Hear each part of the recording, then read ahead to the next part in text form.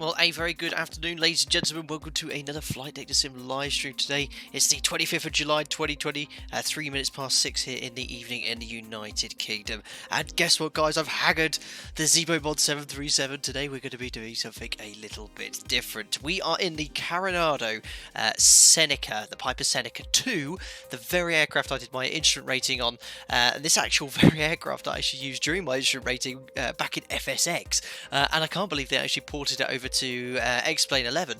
So it's amazing to be able to have this aircraft and fly it in X-Plane 11 for you guys. It's about 10 years old, as I said, a little dated, but a lot of people were saying, oh, why don't you try another aircraft or something else? So I said, no, I want to do something in the Seneca. Now, the reason is, for those who don't know, we're moving house at the moment. We're in the process of moving house. I've been packing all this stuff up the last week, and I found all of my original PA34 checklists, all my notes from my instrument rating. I thought, well, let's jump back into it, see if I can remember anything. Hardly anything I do remember, but we did some practice flights yesterday, streaming to the members of Discord, and it all went reasonably well. So I thought we'd do 4 sectors today in the Caribbean. We're going to do 2 of the most famous approaches in the world. We're starting off here in the island of Guadeloupe. We're going a IFR flight then to Antigua. From Antigua, we're going to do a VFR flight to Saba, which has the shortest commercial runway in the world, just 300 meters long. In fact, it's far too short for a Seneca, so we're going to have to basically bring it in on the well, not the stick shaker, it doesn't have a stick shaker, but right on the stall speed to be able to get in. Then we're going to go to St Martin, and then right at the end, we're going to land at St Barts, the very famous approach, right over that hill just before landing on runway. I think it's 10 down there. And to top it all off, once we've finished in St Barts, I'll be giving away a copy of the Seneca II for you guys, so make sure you stay here till the end. And this is kind of like going to be the last stream in a while, guys, because 2 things are happening next week. Not only am I going back to the work for the first time in 8 months, it's been such a long time since I've flown the aircraft, I'm all ready to go. We're moving house at some point next week as well, so a lot's going on. PC's going to be packed away tonight, so it'll at least be a week and a half before we're all up and running at the new house. So a little bit sad for the streaming point of view, but it has been a great few past months, despite being furloughed, getting out lots of content for you guys. And yeah, moving forward in my life personally, and we'll hopefully have everything up and running, as I said, very shortly. Zebo Mod streams, Microsoft Flight Sim 2020 streams when that comes out. It's going to be very, very exciting for the channel indeed. Hope you're all doing well. We can see Scarlet Hornet saying hi all. Josh is here saying I'm ready. Listener says we'll miss you so much. Oh, thanks. Ashwin Lesrando's here. Plain Old Ben is in the house too. Paul Emerson's here too as well. So we are on VATSIM. We'll see how it goes. You never know what could happen. I've got a few members here because I don't have the CSL. I think this guy's at a DC3, but it appears it's a GR4 Tornado from the Luftwaffe. Here we are in our Baron. We're just loading up here. Our call sign is going to be our registration, November 232 Kilo Alpha. We've got a Jetstar Airbus, but these guys I think are in light aircraft. I just got issues with my CSL, so we'll see how we get on. Anyway, but here's our beauty. The Seneca II. This aircraft was actually built in the 70s. I was talking to a few guys about this. I mean, instrument rating today has changed a lot. You've got all these fancy aircraft like the Diamonds or G1000s, the Seneca 5s and stuff. This is old school. This is all steam gauges, needles. We're going to be using a little bit of instrument flying techniques today, but it's going to be primarily VFR. The first flight, as I said, is going to be under IFR rules, but VFR for the rest of the sectors. And yeah, we've got all my notes for pitch power settings. I'll hopefully fill you in with a little bit of information on how to fly an aircraft like this, the kind of precautions you need to take. It's very powerful turbocharged engines, which could easily be damaged if you're not too careful. If you're interested geographically as well to see where we're routing, check out my Instagram story, because I've actually gone to the effort of taking a screenshot of the map with all the airport codes. You can see where we are, where we're starting off. It's going to be 4 sectors. Some of the flights are going to be less than 15 minutes. I think the first and second flight about half an hour or so. But yeah, we're going to fill her up with fuel and go from there. Right, let's jump on into the flight deck, if you can call it that. I can remember from the Seneca, you have to clamber up here in the back and then make your way into the front. As I said, this model is 10 years old. It's quite an old one, but its texture's a bit outdated, but it handles really nicely. It looks great, and it works. And as I said, I use this very aircraft for my instrument rating to train as well. Right, so let's close everything up here. jump on into the cockpit. So I've actually got a checklist in front of me. There is an X checklist available for the Seneca if you're interested, but it's way too in-depth for my personal liking. So I'm actually going to use the checklist from my Oxford Aviation Academy days here. Still got all my notes on it as well. So first thing you do is the walk around. They used to call it the A check at Oxford, and then you jump into the cockpit here. Then close all the doors, check alternate air controls, cowl flaps. We'll need those open for the engine start. So we'll open up there. That provides cooling air for the cylinders in the engine, keeps everything cool. What have we got next?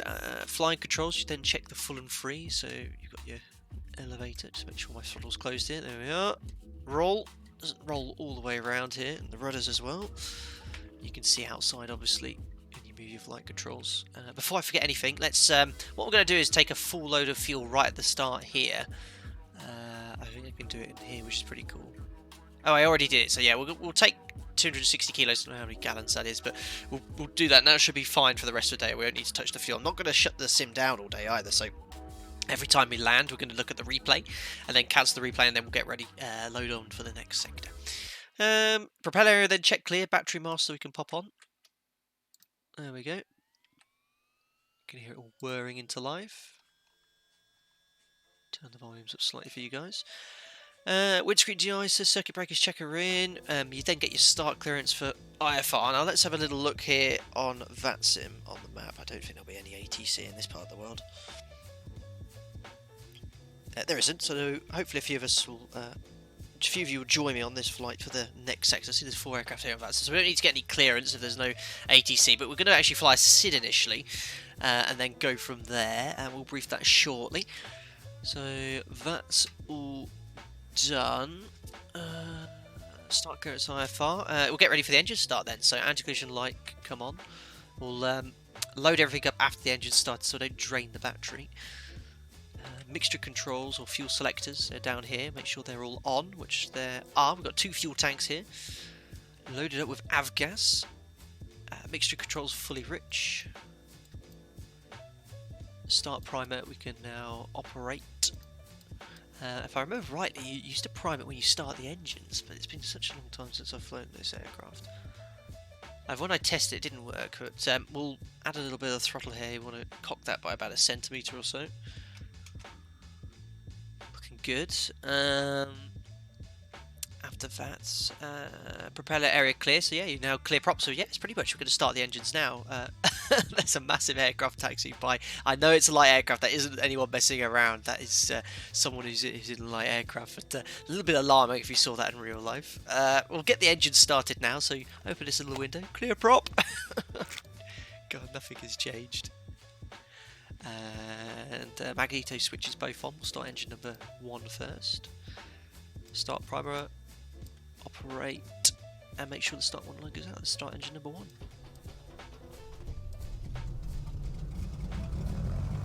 There we are. So straight away after starting the engine, make sure the starter warning light goes out. I can't even remember where it is. I think it's down here somewhere. We'll presume it is.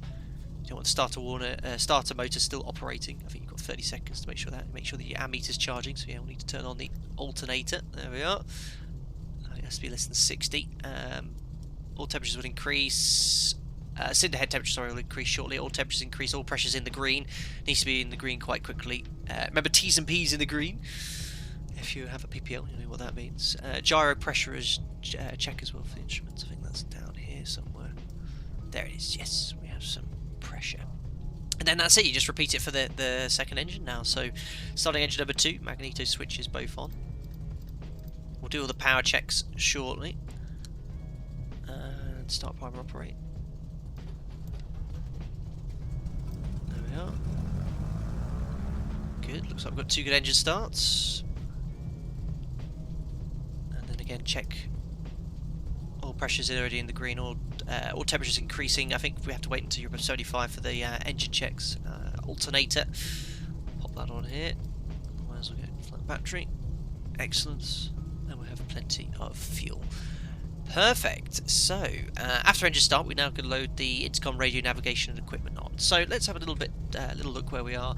So here we are on VATSIM. Our call sign is November 232 Kilo Alpha. We're going to be taking off from the easterly runway today. It's quite a strong headwind. In fact, the weather here is very, very humid and very, very hot.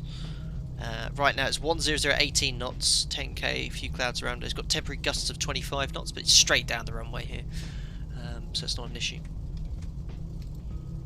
We're on the general aviation hangar. In fact, I've only got default scenery here. There doesn't seem to be any decent freeware scenery for this airport. So we're going to taxi out via Quebec 1. It's not very clear here, but this taxiway isn't here in the sim. I'll just show you here externally. You can see here it's not there, so I'm just going to go Quebec via where these X's are to where bike is, where you can see there's a couple of my colleagues here, and then we'll be taking off straight away on the easterly runway, which is runway 12, sorry, not runway 10. This is Sid. We're going to fly a Sid here, so we're going to climb straight ahead 5.5 DME off Papa Romeo, which is 12.9, so we'll get that tuned up here. That's a bit of a pain getting this. I was doing this yesterday, and sometimes I don't exactly know where the click spot is for this aircraft, but you can struggle to get the roll the digits. No, don't do this again, please. There we go, 12.9, make that active so you can see the RMI comes up. You can get the ident as well by pushing this. That's set to the runway QDM. 50, 40, 30, so there's 20, Papa Romeo, confirm the ident. Thank you very much, Captain Icelander, for the donation. It was 450, I guess, whatever the Icelandic currency is, so thank you very much for that, very kind. So we've got the nav aid idented. Going to go straight out till 5.5 DME, so we've got the DME here. Make sure that is set to DME nav 1. It is nav 2 as well. In fact, we can set nav 2 to the same frequency if you see that. 12.9, there we are. Oh, this OBS, I hated the OBS. I'll have that as a backup. I'm going to climb straight ahead, then make a left turn, sort of downwind 296, and we're going to be going to Kasky. Our SID's the Kasky 6 Echo. From then Kasky, we're going to route direct to the VOR at VC Bird International, which is on the island of Antigua.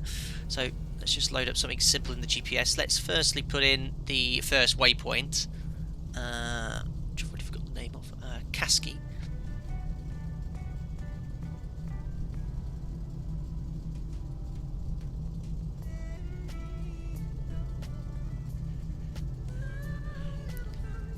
Oh, lovely.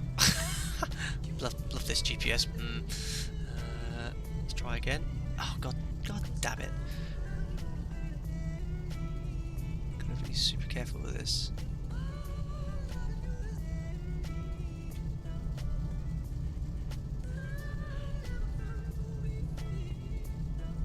Perfect. Enter, activate. So 28 miles away from Kasky. And then from Kasky, we're going to route direct to the airport. We're actually going to route to a VOR, which is right on the airfield. And the airport's code is Tapa.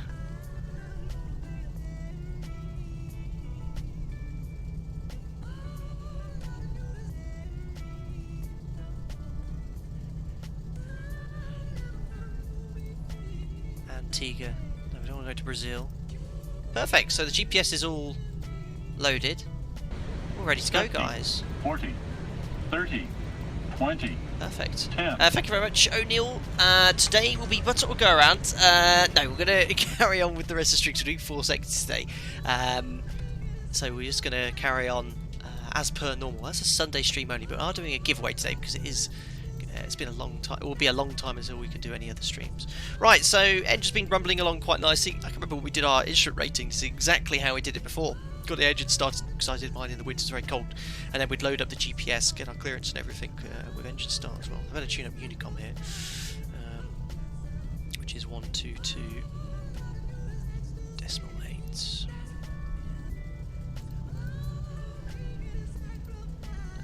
And we'll turn up the volume for X-Pilot. Perfect. Right, so rest of the checklist then. So after engine start, magneto, we need to do a dead cut check. So you just turn the magnetos off, see that it cuts them, and probably do it one at a time to see if there's an RPM drop per engine. See, there's a slight RPM drop as you turn one of the magnetos off. If you turn them both off, obviously the engine will stop. Check the ammeters, check the ice protection systems, we won't need that today. Gyro compass check system, nav radio equipment set, fuel flight is checked, and then we'll taxi. So, I'm going to taxi to the whole point. We need to do our power check somewhere, so what I'm going to do is taxi out here, and probably just turn it around, and we'll do a 180 and just go behind this whole point there to our power checks. Otherwise, all ready to go, so let's turn on our landing lights. Release the brake.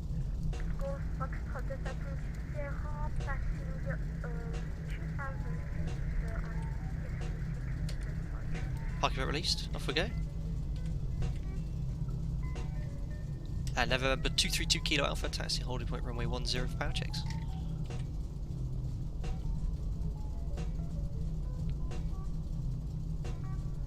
On our way.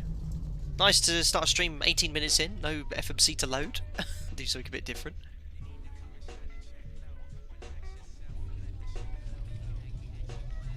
It's very, very, very jumpy. So QNH is set 1015, it's around 2997 inches of mercury.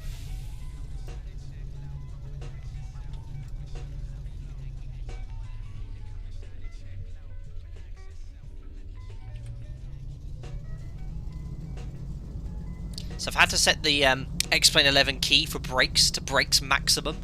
The reason is Saba. It's a 300 meter long runway. I think the maximum landing distance a Seneca could get in safely is around, someone looked it up on Discord today, it was 600-700 meters. It's on practice attempts landing into Saba, I went off the runway. It could be very interesting. I did see a floating Cessna, yeah, he was just back there on the stand, wasn't he? So you can see where our HSI is lined up, because VOR's on the airfield. So yeah, as I said, we're going to go into this little area here just to do the engine start, so we're not blocking the runway. In fact, you'd have to hold here, because we're technically entering the runway now, but then I'm going to exit the runway again. So you need clearance to do what I just did there.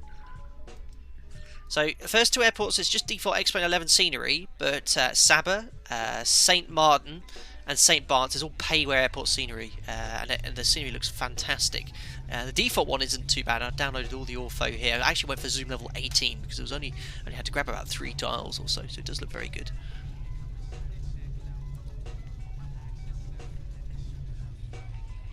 Spin it on the dot here. We'll do our power checks. Ooh, where are we going? Interesting. Let me just straighten her up. So I think the nose will comment a little bit there. Let's just bring it to a stop. Set the parking brake. There we are, parking brake set. Could we get the first ever crash on a stream? Possibly, Declan. Or certainly the first ever swim in a stream. How's the volume, guys? I hope it's all good anyway in the sim and the music in the background. As I said, it's a bit of a chill stream today. So let's do the power checks then. So fuel selectors both to on. I think we're meant to taxi and crossfeed. We're now going to increase the... make sure, sorry, that the temperatures are above 75 degrees, which they are. And then we're going to set the cow flaps to open. Good, and we're going to now increase the throttles to 1900 RPM.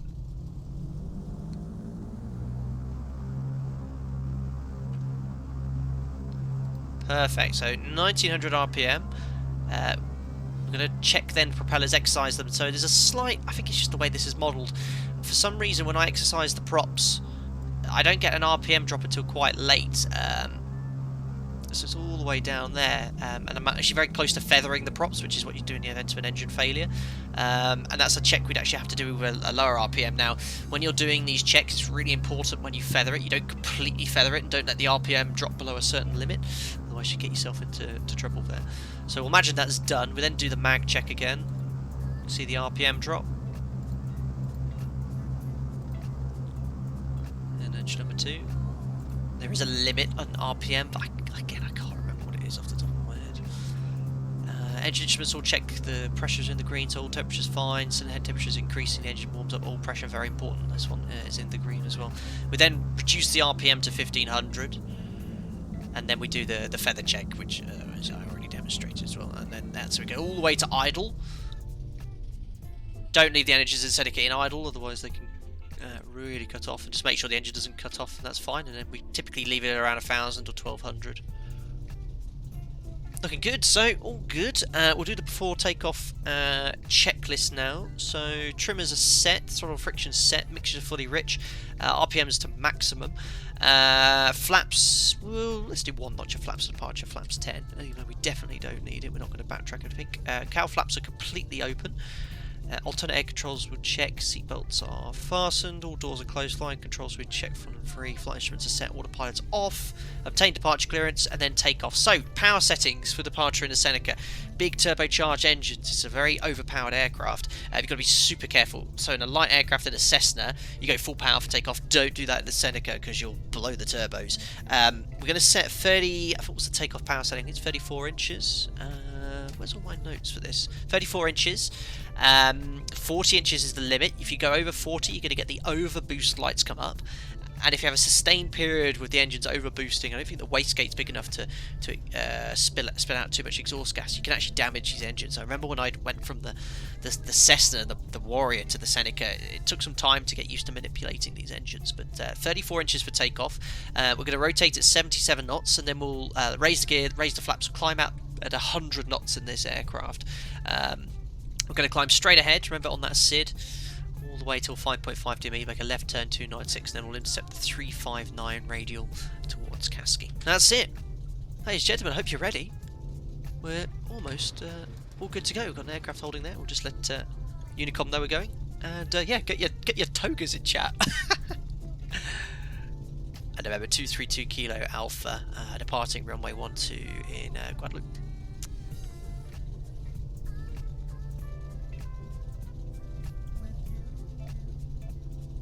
So I've got the nose completely straight. Notice how the aircraft's turning right on its own? That's the wind. We've got a strong wind coming from the east, which is weathercocking the nose to the right. I think it's like a 15-20 knot wind here. Right, we'll take the music off for departure. Perfect. Right, pointing in the right direction. Let's sit her on the brakes initially, just make sure my seating position is good so I can check the RPM. So we'll increase it now.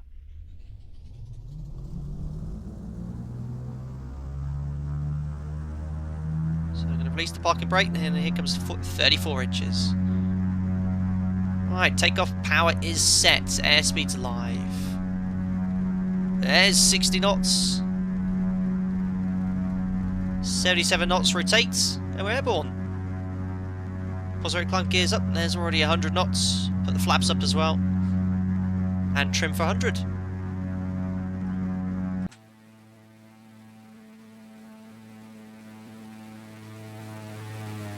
Timer. The airborne timer is 1725 Zulu. Forgot to mention, going to go up to 6,000 feet today.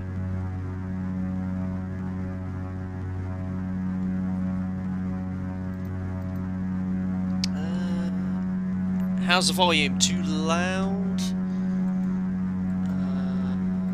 112.9. Just realised we haven't quite got the frequency set. There we go. We've got the correct DME now. Engine out climb brief, says Mo Madu. Oh my goodness, yeah, well, I can remember having to do all that sort of stuff. There's all my notes here. I've got all my notes here from my instrument rating, which is pretty cool. Depends on engine fail, climb straight ahead. What's the best single engine climb speed? 89 knots, we're doing 90 knots. You've got the little blue line here on the Seneca, just there.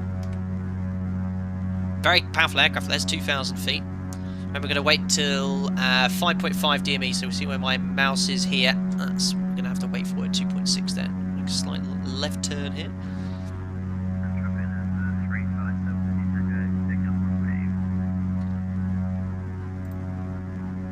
Turn the volumes down slightly.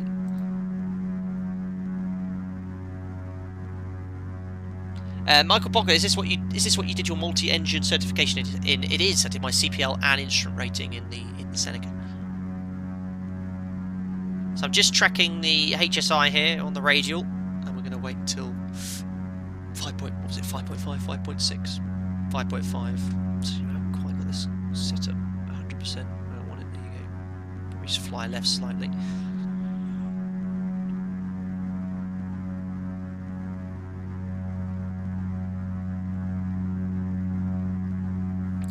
So I have to take off, check the gears up, flaps are up, power. Oh crikey, I forgot to reduce the RPM. 2,400. There we are. And we'll just increase the power then, so 34 inches. Oh, proper IMC, this was like my entire instrument rating. Temperature very hot here, so outside the temperature at the moment is what's that, 22 degrees.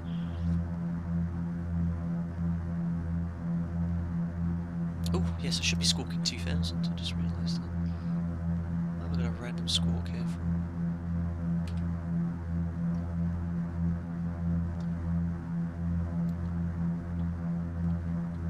Nice ortho here as well. I love how the static wicks vibrate in the wind, that's really cool. So 1 to go. Coming up to 5.5 DME. I'm slightly tracking off, I've got 115 set here, but no worries. Obviously this SID's designed for a commercial aircraft, not for something piddling wrong at 100 knots. There's 5.5, so it started left turn to turn downwind.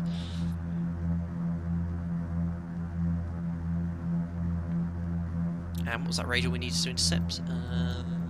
359.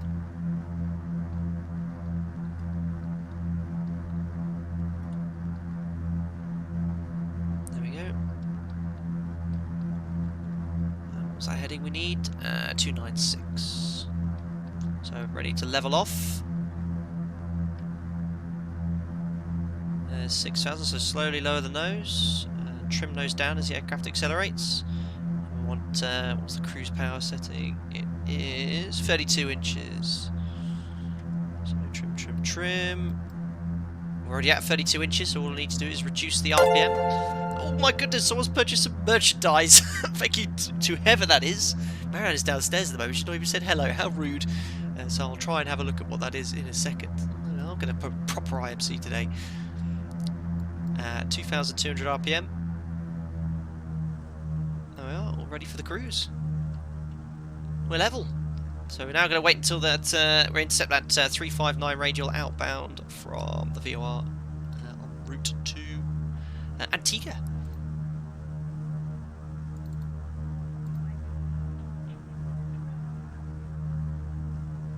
There is an autopilot here. I'll turn it on shortly. Just going to get it all trimmed out for us. In fact, let's pop it on now. Autopilot, altitude. Heading hold. Happy days. Some of the Senecas I did my instrument rating on had the autopilot installed, which is pretty cool.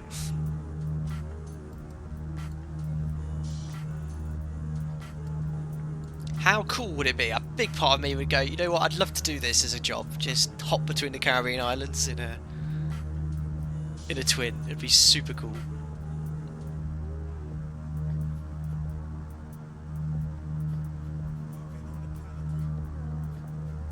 Matt Burgess, woohoo, edge trimming time, yes. The approach to St Barts is somewhat interesting.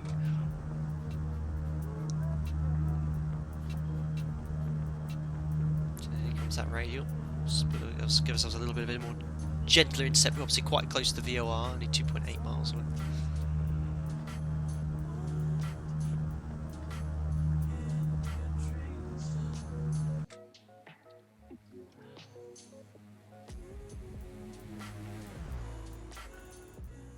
Looks a bit stormy out here. There comes the radial. Look.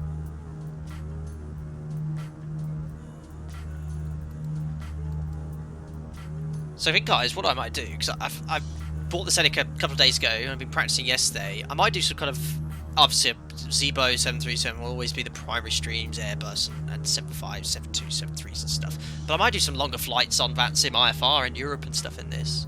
You know, go from London to the Alps or something, try and get it to Courchevel, but we'll fly IFR on the initial part. So this is obviously a GPS routing, and let's check our navigation. Look at that, not bad. So you can navigate several ways. You can select GPS and then use the nav function on the HSI. You can stay conventional, so we're on nav here. I can select on the autopilot nav, and it'll track outbound on the radial for me. So that again further decreases workload. Hello Pilot Mike, hope you're well. Can I hear music? You haven't been in my live streams for about 3 months. We've had music since then. We've had music for ages. Hope you're doing well, buddy, anyway.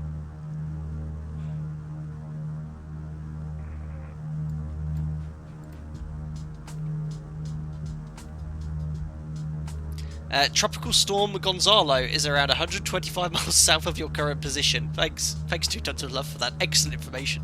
So I'm sure that's something Jim should have mentioned in the pre-flight briefing. Yeah, this aircraft is great, and Carenado, I've heard mixed reports. I've only ever owned the Seneca II, but I used this during my instrument rating, and I thought it was brilliant. Great. I saw that I was going to be doing Oxford to Bristol, or Oxford to Gloucestershire, Oxford to Coventry. I'd practice the routing in this. The only other thing that's a bit annoying is this is not slaved to the compass. You have to turn this manually, whereas our aircraft it was slaved. So I don't know if there's a way of changing that. We've got some ADFs to tune later on.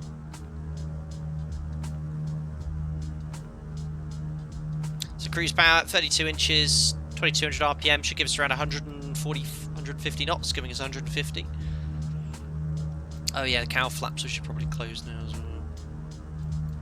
That keeps all the temperatures down, cylinder head temperature. I should actually lean off the engine as well. So it's been a... Oh my goodness, that's the second... I need Mariana here because firstly I missed the first merchandise purchase. Thank you for the second person. Whoever the first person was, I'm so sorry, but I can't actually see. I'm actually looking at the stream now, so I'll be able to pop and look and see who it was. Thank you for whoever that is.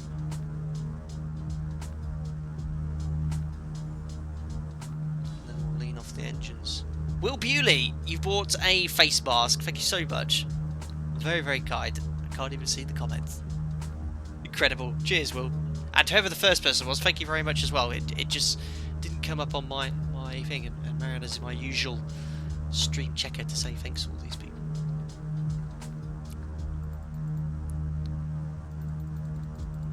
So this is probably our second longest flight, not too long at all.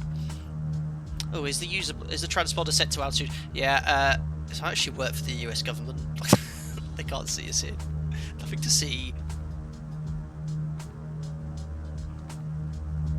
Marina, coming, I'm putting a cake in the oven. Oh, okay. I'll let you off. So you can see there's quite a strong wind from the east here. Our heading is around 010 to maintain a tracker 360, so there's 10 degrees of drift.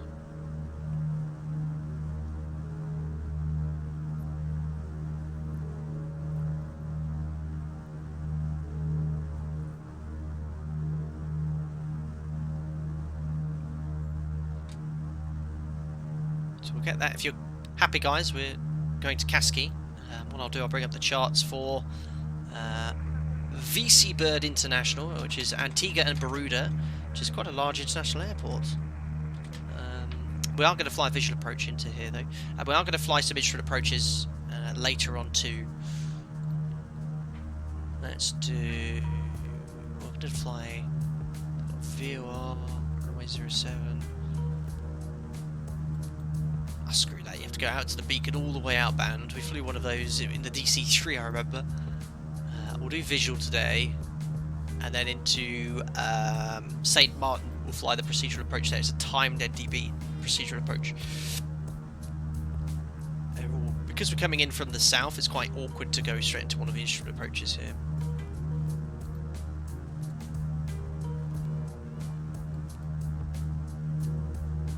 Runway 07, 3,000 meters long. Yeah, we could easily make Alpha, that's for sure. Oh my goodness me, another merchandise item has been purchased. Thank you very much to Freckles Aviation. The price of this, chance for Teespring bot, something. Yes, my members will know. I had a bot in my Discord, which I thought I'd deactivated, but every time someone purchased something, it'd pop up in the general chat. And last stream, it was going crazy. We sold about 30 masks in one stream. It was going ding ding ding, and it was filling up Discord, one of the Discord text channels. Thank you very much, Freckles. That was very, very kind of you. Look at the colours out here. I mean, what's the time here? And we'll be going off in that direction soon. 4 hours behind UK time, I think. So 26 miles to go from Tapa. And I think as we get closer, what we could actually do is you can switch to GPS navigation. So if I just go briefly to heading select, there we are, heading on the FMA, and we can switch this to GPS. We can watch the HSI.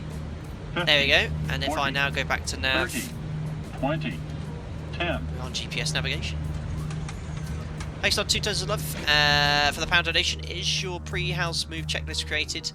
Don't want to forget anything important like Chief Pilot Jack during the chaos of the movie. 2 tons of love to suggest that Jack would be forgotten. Absolutely insane.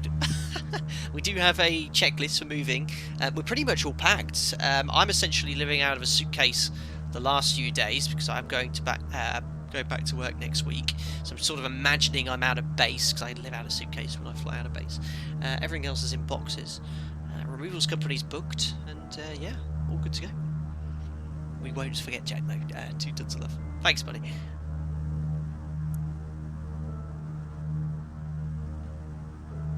Got to get the A350, Captain. Oh, I've got messages galore regarding A350. Can you please do an A350 stream?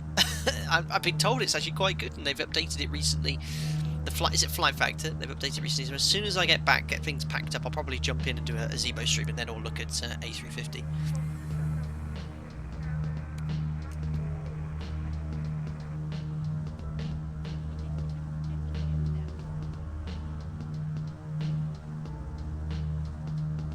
So have a little look on the VATSIM map. There's lots of little aircraft bombing around the Caribbean here.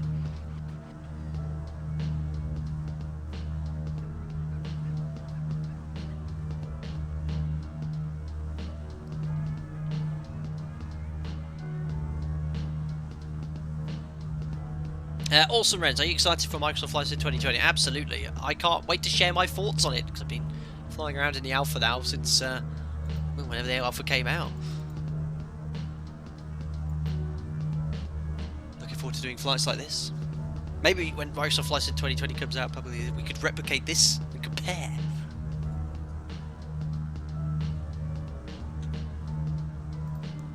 Do a little flyby outside view for you. There's all sorts of little liveries available. I went for the classic kind of retro 70s, brown, red and orange.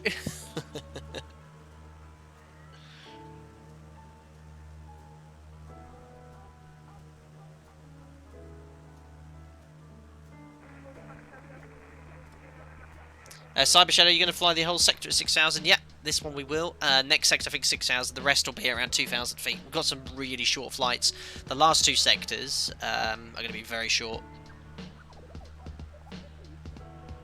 And there is, straight ahead, VC Bird International. Or Antigua, I should say. Is that the German flag? Where are we looking? They do have a German registered livery for this aircraft.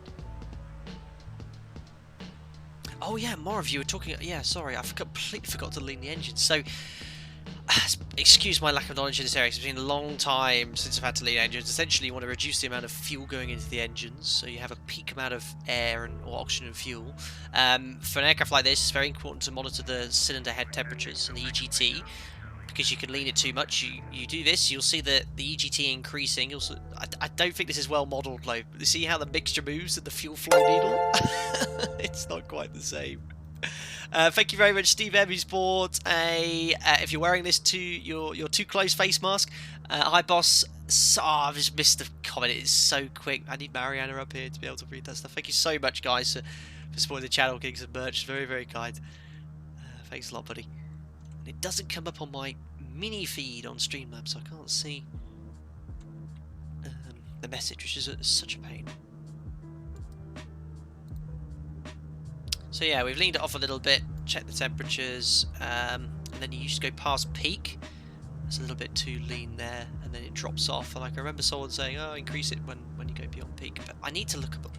I haven't done this for 10 years, and I've not looked up anything about it, so I can't remember exactly how to efficiently lean this engine off. Anyway, let's tune up the VOR in the airport. In fact, here's a really neat trick I only realised the other day. You can actually click this, press tune nav 1, tune nav 2. It's great. It saves a lot of time. So it's 7 minutes away. I reckon we should start at a gentle descent, 1,000 feet per minute. So airframe icing, we don't have any descent checks briefing. So we're going to fly a visual approach today. We're going to join straight onto base leg for runway 07.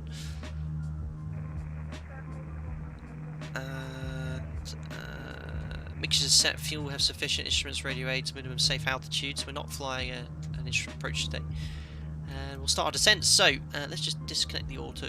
But actually what I'm going to do is, just because it's a lot easier here, is press out. Just give this a couple of clicks and descend. And minimum 17 inches if I remember rightly. So no less than 17. There we go.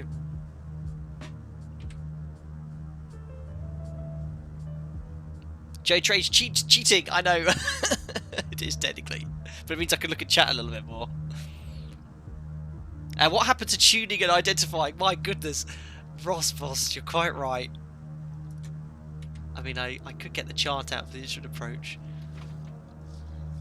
Yeah. Hello, Mariana. Hello. Yes, before you use a nav aid, make sure you ident it. Make sure you're happy. With the frequency. I need to confirm what the Morse is. Let's just if you are. Here you go, let's listen.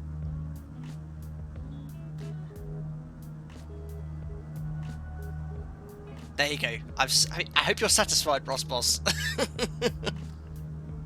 Correctly identified.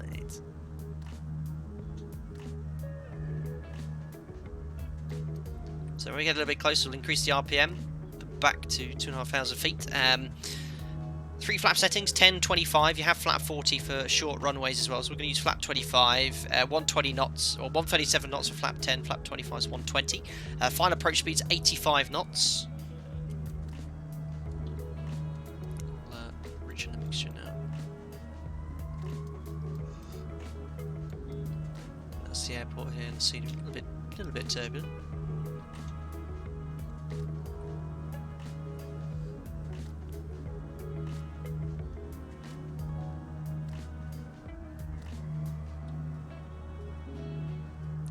Turn off the LiDAR.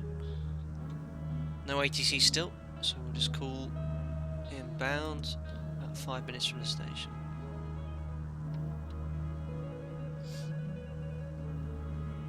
And Unicom, November 232 Kilo Alpha on a 5-mile base leg for runway 07 into VC Bird.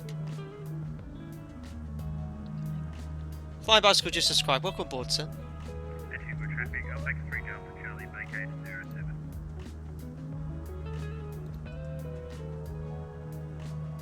So we're going to be around 1,000 feet per minute. Should be a nice position here for base leg. Frida checks. I'm waiting for a Frida check, said Plain Old Ben. Fuel, radios. No, is it radios? Engines. Direction. Altitude.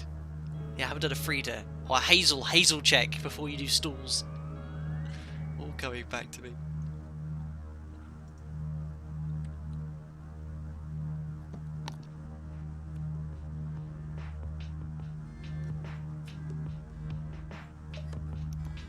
Right, there's 3,000.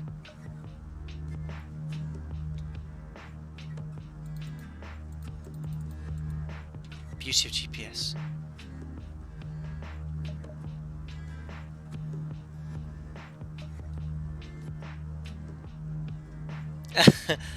WWMB Gaming, the turbulence looks like the plane is dancing the music. Yeah, there's a little bit of turbulence here. Let's just grab the latest weather. Unfortunately, no 80s here, but 09013 knots, so pretty much straight down the runway. 10k, fuel at 2,400, 30 degrees. QNH is 1016. So 1016 is my little conversion table, 3000 on the altimeter. It's hard to see.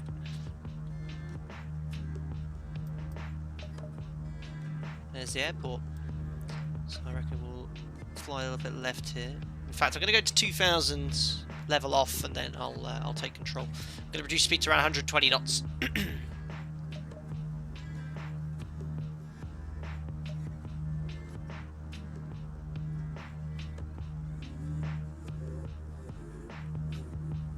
Perfect. Cheating still, look. Altitude. So we'll go go to around, set around 32 inches, we'll go around 28, 30, should give me around 120 knots. Suppose you guys would like me to hand fly. Whoever says hand fly first, I'll disconnect.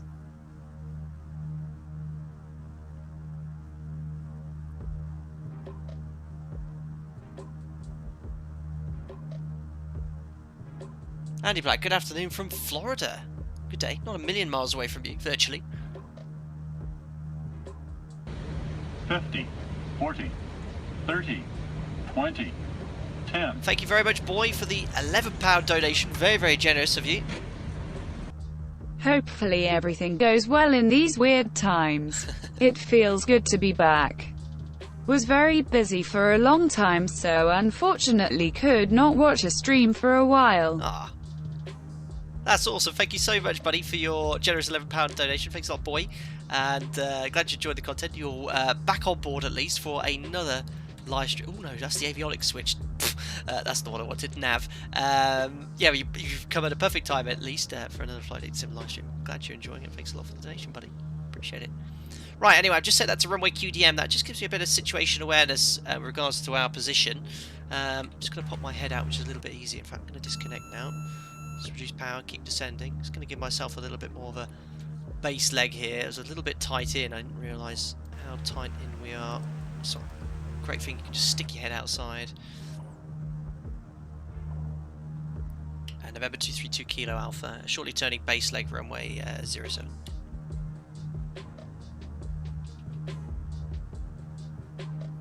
So there's a bit of a downwind slash base-ish leg here. Nothing to see. I wasn't paying attention at all. Let's take the music off as well for the approach. I'm going to increase the RPM now. Full RPM for the approach. Turning final.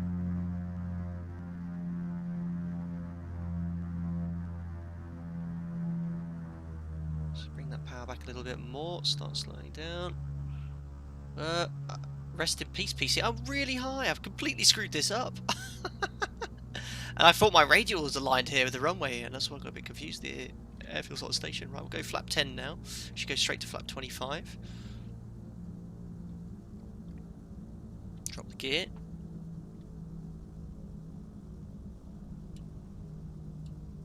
And November 232 Kilo Alpha, final runway 07. There's 85 knots.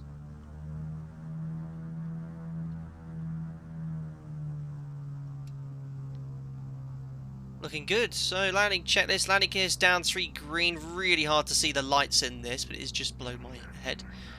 Brakes check, they're off. Flaps are set. Fuel check for go around. Threshold speed calculate 85 knots. So I'm going a little bit slow because I'm not scanning here. Bit of a crosswind here as well. Maximum demonstrate crosswind for Seneca 17 knots. Keep cramming it in. And final check, mixtures full rich, RPM set 3 green lights, which are here. Very hard to see. I better just check externally. Yes, fine. Beauty of desktop simulation. Looking good.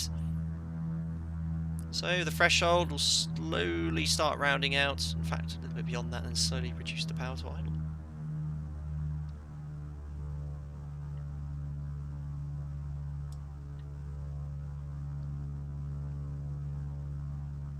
Here we go.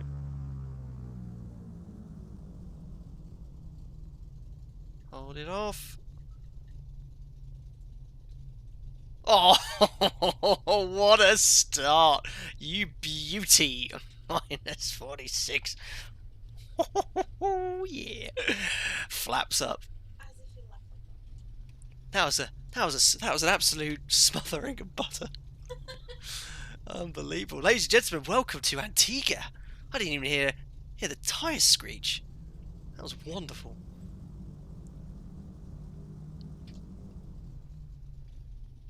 I'll take the next left at Bravo, and we're 1 sector down. We'll get our first passengers off, next 4 on.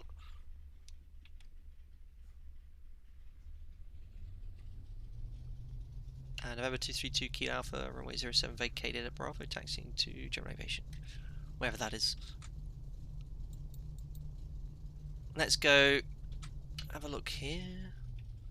So there's no accurate stand information there. There's a Tornado, we've got an Airbus. I think I'll park myself next to this Cessna. Doesn't seem to be anyone else here. Lovely. I think we'll look at a replay of that one, and as soon as the replay's done, we'll go straight into preparing the second sector. The second sector to Saba, the 300-meter runway.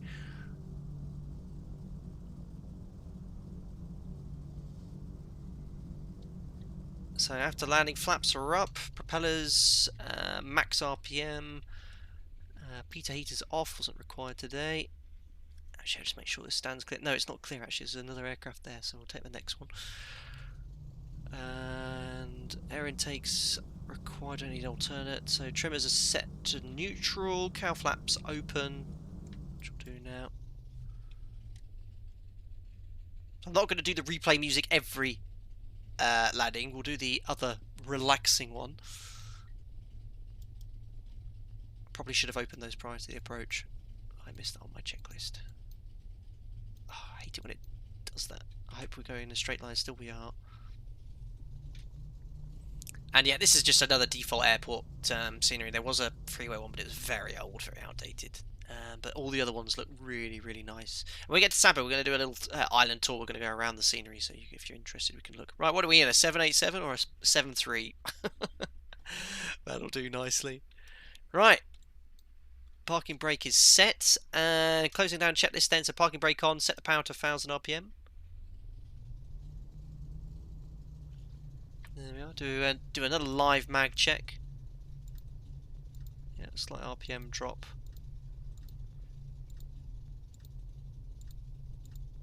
And radio electric services turn off, air conditioning off, mixtures, idle cut off after 3 minutes after landing, so I think that'll do for us. There we go. We've made it. Let's put some chill music on. Oh, good start. Minus 40. 1 down, another 3 to go. Avionics will leave powered on because I'm going to go straight into the next sector. And we'll do a quick replay. I'm just going to log off that for the replay. Whilst we boot off our 5 passengers. And then we'll get the next 5 on. They're already waiting. There we go. Just come off this in for a second.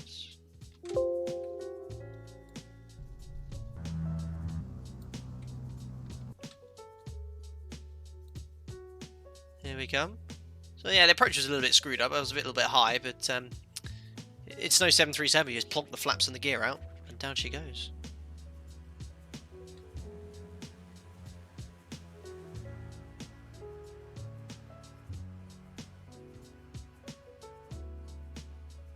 Peter heats had listed it. I never turned it on, I don't think. APU. Weather radar. So yeah, see a slight crosswind from the right there. Ooh, it's looking a bit hard. Ah, happy days. Let's do it right outside where we touched down.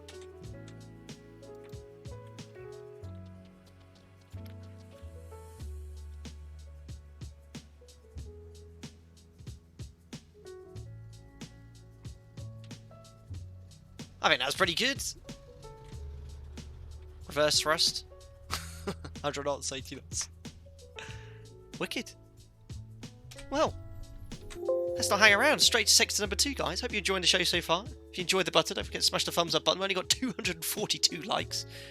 It's a very small amount. Preposterous, Mariana says. And now it's where it's going to get very interesting. Next sector is going to be to Saba. So we're going to take off, head off towards, excuse my lack of knowledge to carry on, St Kitts, and then we're going to go towards Saba, which is just here. There it is, at 300 meters long. This will probably be the slightly longer flight, but I'm going to do direct, and then we're going to do 2 very short flights. St Martin, which I'll do a instrument approach into, and then we're going to go to St Barts, where we'll then do the giveaway. Hope you're enjoying it so far. Right. So let's reset my checklist. I'm not going to go through the whole thing again. Essentially what I'm going to do is go through the engine start. So again, we'll check everything, do a quick walk around, make sure there's no damage, check the fuel for the sector. I'm going to keep the fuel as it is. Pre-start checks, flight controls, batteries already on. Straight to the engine start. So anti-collision light, oh, landing lights should have turned off. Anti-collision light's still on from the previous sector. Fully rich. Just prime the engines, don't need to prime them, we've just been running. Propeller, check the clear, and then we'll start now engine number 2. Oh, I need to log back onto VATSIM. So we're now going to connect, that's a good point. If I'm flying VFR, do I need to file a whole new flight plan?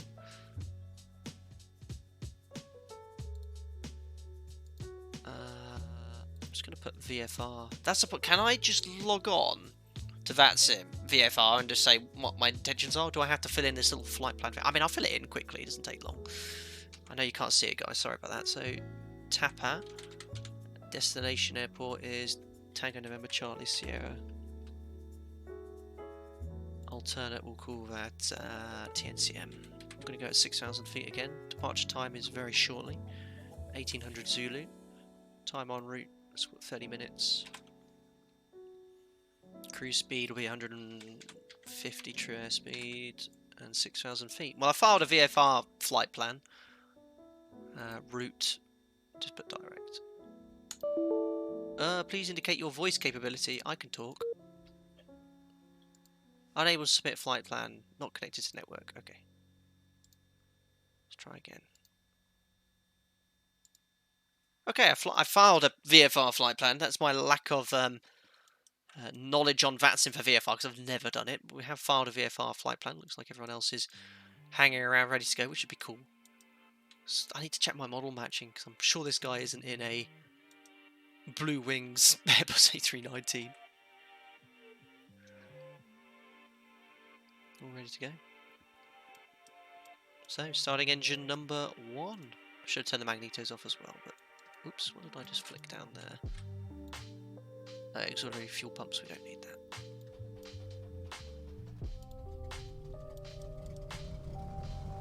There we are. Number 2 started.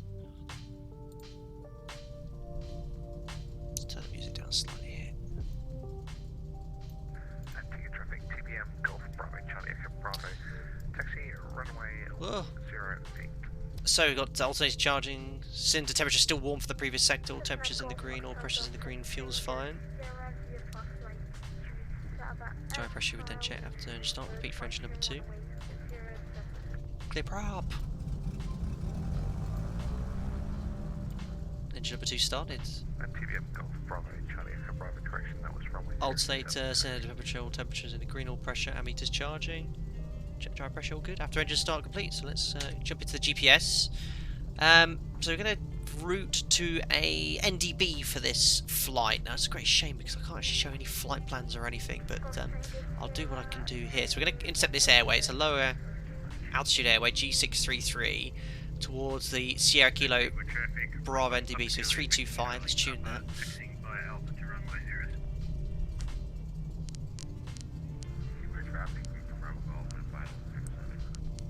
There we are, so the NDB's tuned. It's probably not going to identify until we get airborne. And initial track, what's that going to be? Actually, let me have a look. I'm just going to quickly have a look at Navigraph charts and see what the track is for this airway.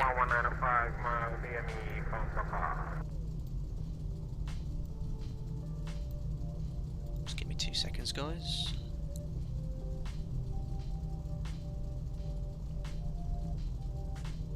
Why is Navigraph charts just taking a million years to load? Not that one for taxi. All I want, if anyone could probably beat me to it, they'd probably tell me what the track is from the VOR here to on the G633. That'd be great, because my Navigraph charts just isn't opening. Oh, it is. It's just opened. It's 295. So the G633 is a track of 295. Outbound from the VOR ANU 295.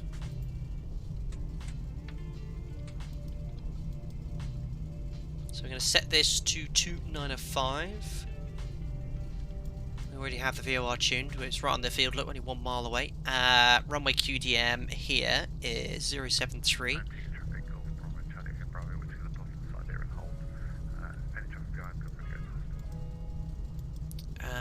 Let's just load up GPS, guys. Just give me 2 seconds.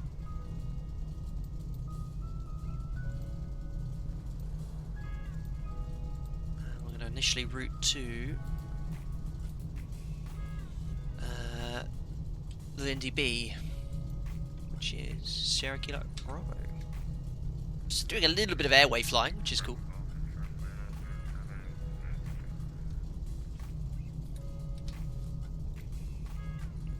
St Kitts NDB. Activate. 55 miles, perfect. And we'll then, after that, we can put the next one there. Right, I think we're all good to go. Next after engine start checks. We'd enter these engine power checks, which we'll do quickly. Put the fuel settings to crossfeed for taxi. Oh, well, that's fine. But the GPS is loaded, nav aids set. We're ready to go. Just make sure everyone's clear behind us. So they're all taxiing out to the whole point. We could be cheeky and do an intersection, but we'll play the game properly. And Unicom November 232 Kilo Alpha, taxi holding point runway 07 at VC bed. Right, brakes released.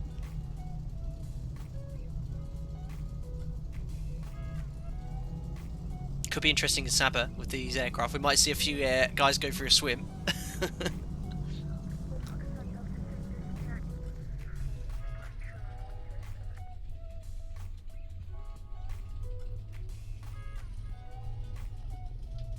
Thanks Nightbot for showing the route. Yep, we're now going from Tapper to TNCS. TNCS being Saba.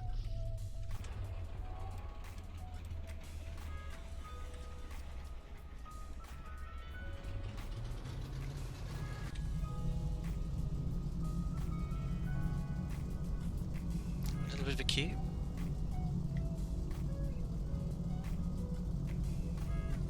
So a little bit of a queue is fine. It gives us an opportunity to do the power checks anyway. There's an aircraft on final.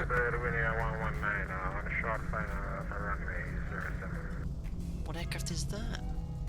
Hopefully they'll get a few aircraft away. Prepare for moisture in the cockpit.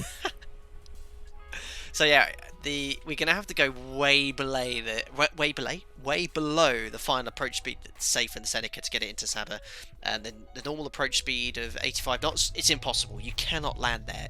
It's just too short. So we're going to come in at 65-70 knots, which is about 5-10 knots above the stall speed, fully configured, and I'm going to landing it right on the threshold, and it's going to be a very hard landing.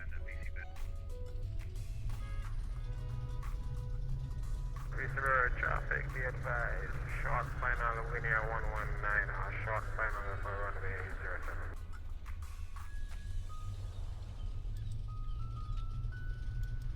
So there's an aircraft there on short final. I reckon someone's going to be brave and get away. So is there a way to update my CSL for more light aircraft? Because I guess my library isn't that great. I'm quite interested to see what aircraft he's in.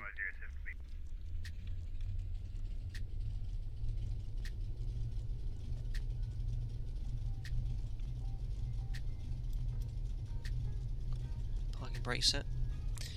Dougal McTavish, gotta go. Sorry, have a great flight. Oh, I'm sorry to hear that, Dougal. And I did see you posted earlier as well. Thanks a lot for popping in. Hope you're doing well, buddy. And guys, I'm sure if you don't know who Dougal is, he runs the Simwings project. So go take a look at his website, where you can. I'd always say to any of you who consider donating to me, have a look at his Simwings project, and you can help support, raise some money for someone who has a sim, perhaps not in the 40, same position, 30, to be able to get some stuff 20, for himself.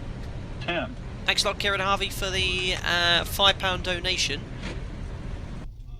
Nice landing, Captain. I believe on Unicom format is VC Bird traffic, call sign, action, VC Bird. Looking forward to Saba, P. Thanks a lot, Kieran Harvey. Probably is. It's been a long time since I've ever had to not be at a controlled airfield, so yeah, it should be VC Bird traffic, what your intentions are, and go from there. But thanks a lot for the tidbit. We'll go from there. Thanks, buddy. 2 tons of love. I'm only aware of the single GA folder on the Bluebell Google Drive. Okay.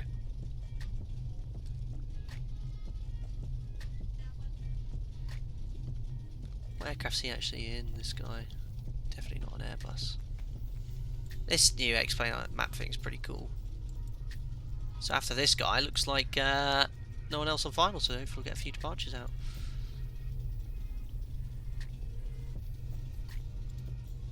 No, I can't get any more information. What is that thing? No clue. Is that a commander or something? Aero commander? I don't know. 50, 40, 30, 20, 10. Carenado fakes the pound. I know they say Cessna's float, but that's excessive aircraft ahead. Did he? I just missed the landing, perhaps. Cessna's not so floaty either because of the high wing, but not compared to say the Seneca. But yeah, they often land very hard on that.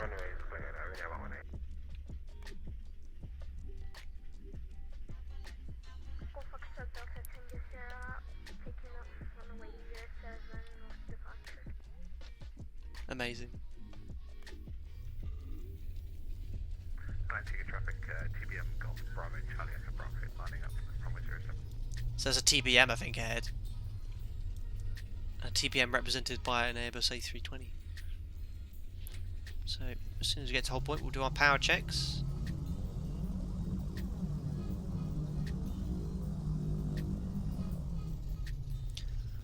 So we're going to take off, and then we're going to go a left-hand turn to go left downwind to intercept the radial, outbound towards the NDB. Right, let's quickly do our power checks then. So power checks, fuel selectors both to on, all temperatures greater than 75 degrees Fahrenheit. They're lovely and warm now. Cowl flaps are open. Brakes set 1900 RPM. Atlantic traffic, TBM Golf Charlie Bravo. Golf Bravo Charlie Echo Bravo taking off runway 0. Okay, got a call sign in it. I've done that plenty of times, don't worry. Main pressure line train operate. God, I think that's model. Propellers both to 1700. Again, I'd expect a quicker fall, but then it basically fully feathers it. That's all it does. So I'm not going to do the separate feather check. All the temperature pressures are in the green, and then you do the mag check as well. I'm not being lazy, but there's not much point checking that stuff in the sim. We'll just get on our way. Right, he's airborne. Make sure there's no one on final. Looks all clear. We've got left then before takeoff. Trimmers are set, throttle friction set, mixture is fully rich, maximum RPM is set. Fuel selectors are on, flaps are set. Let's do a flaps up departure. We definitely don't need flaps here. Carb heat, screen defrost not required, seatbelts fastened, flight controls checked, departure clearance as required. TBM Golf Bravo Charlie Echo Bravo airborne 1500, 506,000. Nav, lights on, landing lights on, let's go. November 232 Kilo Alpha, departing runway 07 at EC Bird. Forgot to say traffic, sorry Kieran.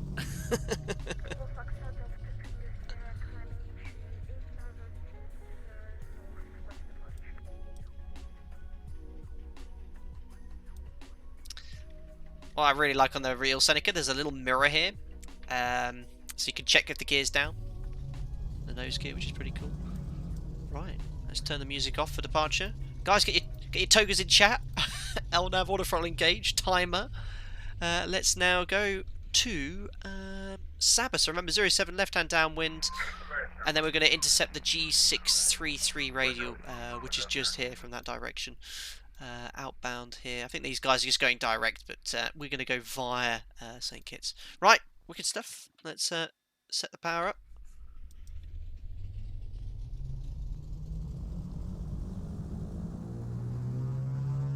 So we're looking at 34 inches. Just going to increase the power a little bit more.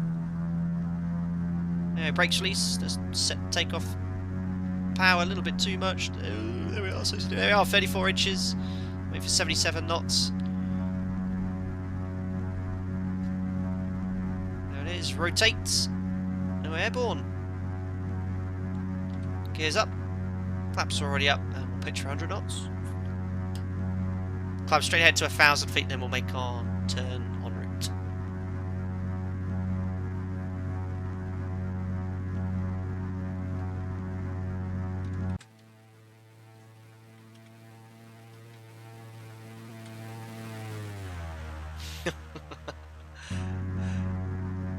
Lovely.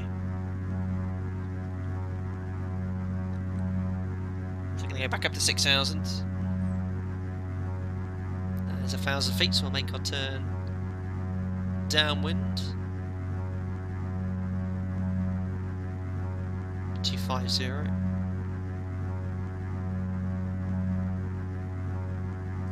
Reduce the RPM to 2,400.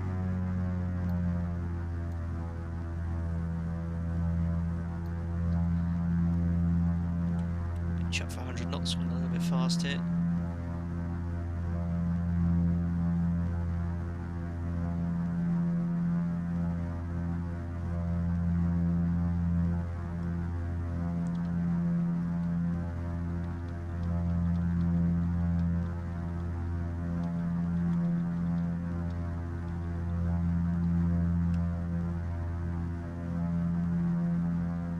There we go, we'll just intercept the radar on this heading.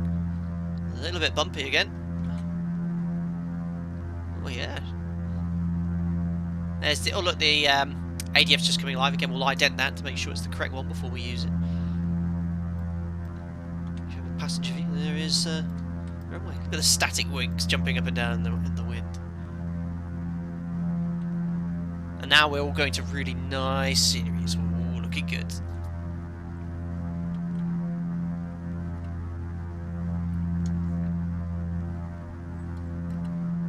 So we're going to have both the VOR and the ADF here for navigation. SKB. I can't remember. I don't know my Morse, but yeah, essentially punch in. Oh, is it A for ADF? I guess so. It's been such a long time, guys.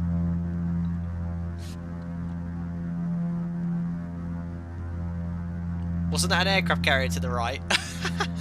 Don't.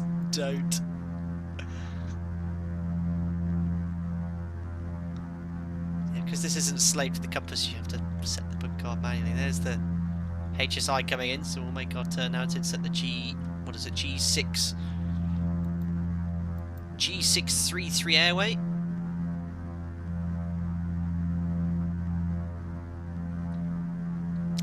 What's the track here? I think it was 295 or something like that. There we are.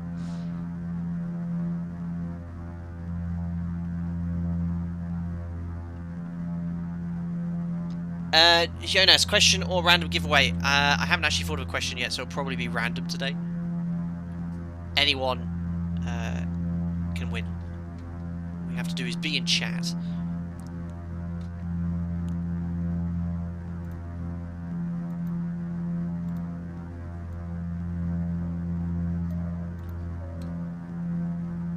Keeps wanting to roll to the right here. Might use a little bit of rudder trim in a bit.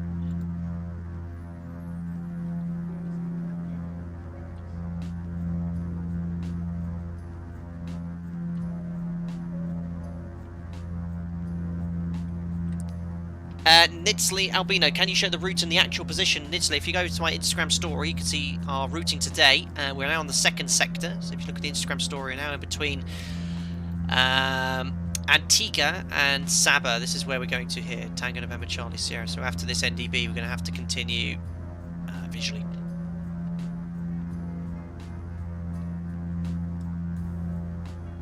Here's 6,000 again. I just chose 6,000 randomly, and I think it was the actual height for the minimum altitude for the airway.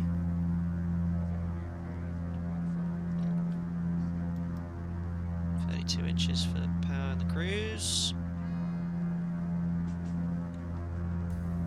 And 2,200 RPM. Oops, I'm not quite in trim there, so I ballooned a little bit. Let's get back down to our cruise altitudes.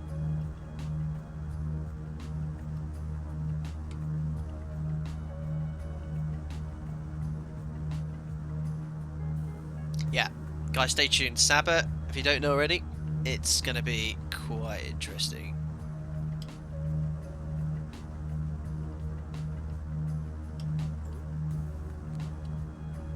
Could be a thunderstorm brewing.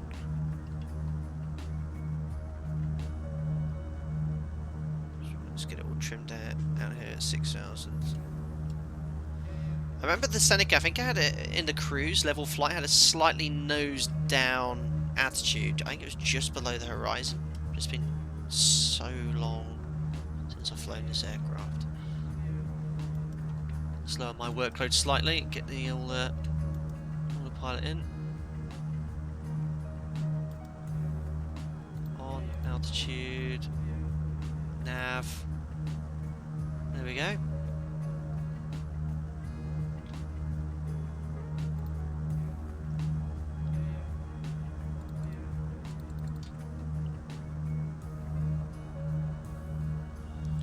Check the rate. It's very hard to set this accurately.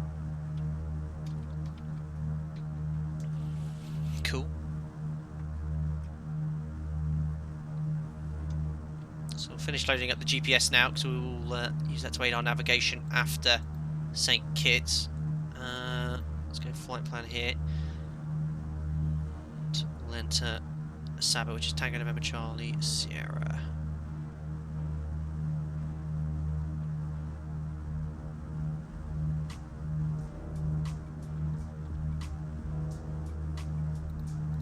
There we go.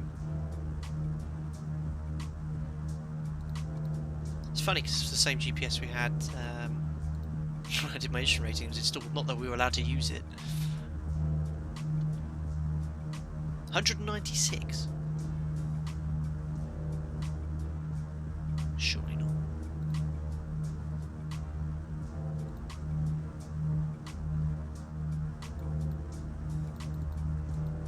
No, it's definitely not. What it is? That's definitely coded correctly. Yeah, 34 miles after that.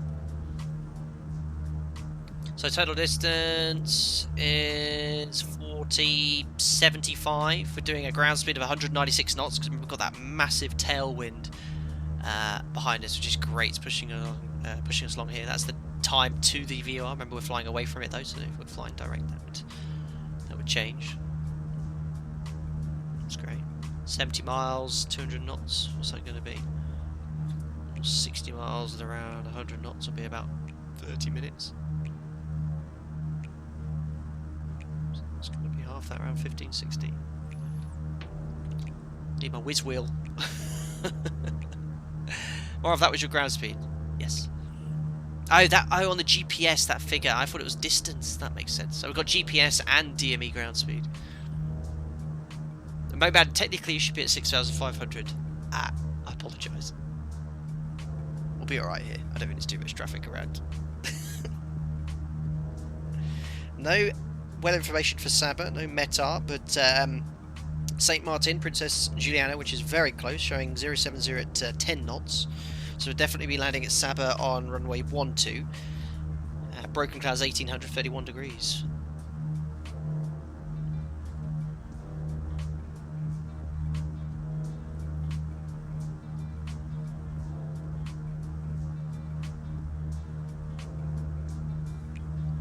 Mixture is very rich. Yes, I keep forgetting. Let's watch the EGT peak. I was reading about the Seneca 5. They've got all fancy. That's very. I don't like it to run it on the kind of richer side. I don't want the EGT to be too hot. Yeah, like I said, I don't think it's very well modelled. Look at the fuel flow gauge. Maybe if I do this. On the 150, I remember you just have to lean it, and then you just wait. All you had was the RPM gauge, so you'd wait until the RPM peaked, and then keep pulling it back, and then it'd stop peaking. Then I'd run it on the richer side. At St Gianni, we have a locator procedure. It's basically a VOR approach. It doesn't give you a vertical position. How to know if you're on the glide slope? Well, in Italy, on certain non-precision approaches, there's no vertical information, so NDB or VOR. So you have to use DME or just time, so you typically be level.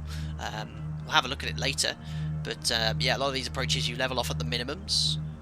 In an aircraft like this, you descend, level off at the minimums, and then wait until your missed approach point, which will either be a time or a distance if you've got DME, and then go around. I know some guys, when I was doing instrument rating, they were a bit more hotter on you trying to do a continuous descent on that, but it's quite hard. On my instrument rating, I remember the lady said, it's completely up to you how you fly it, but I'm more than happy for you to make sure you pass the final approach fix, obviously at the correct height, and then if you want to descend to the minimum altitude, I'm happy for you to do that, which makes your life a lot easier. So yeah, that's great, thanks. Nick, are you ever going to play DCS? Maybe one day.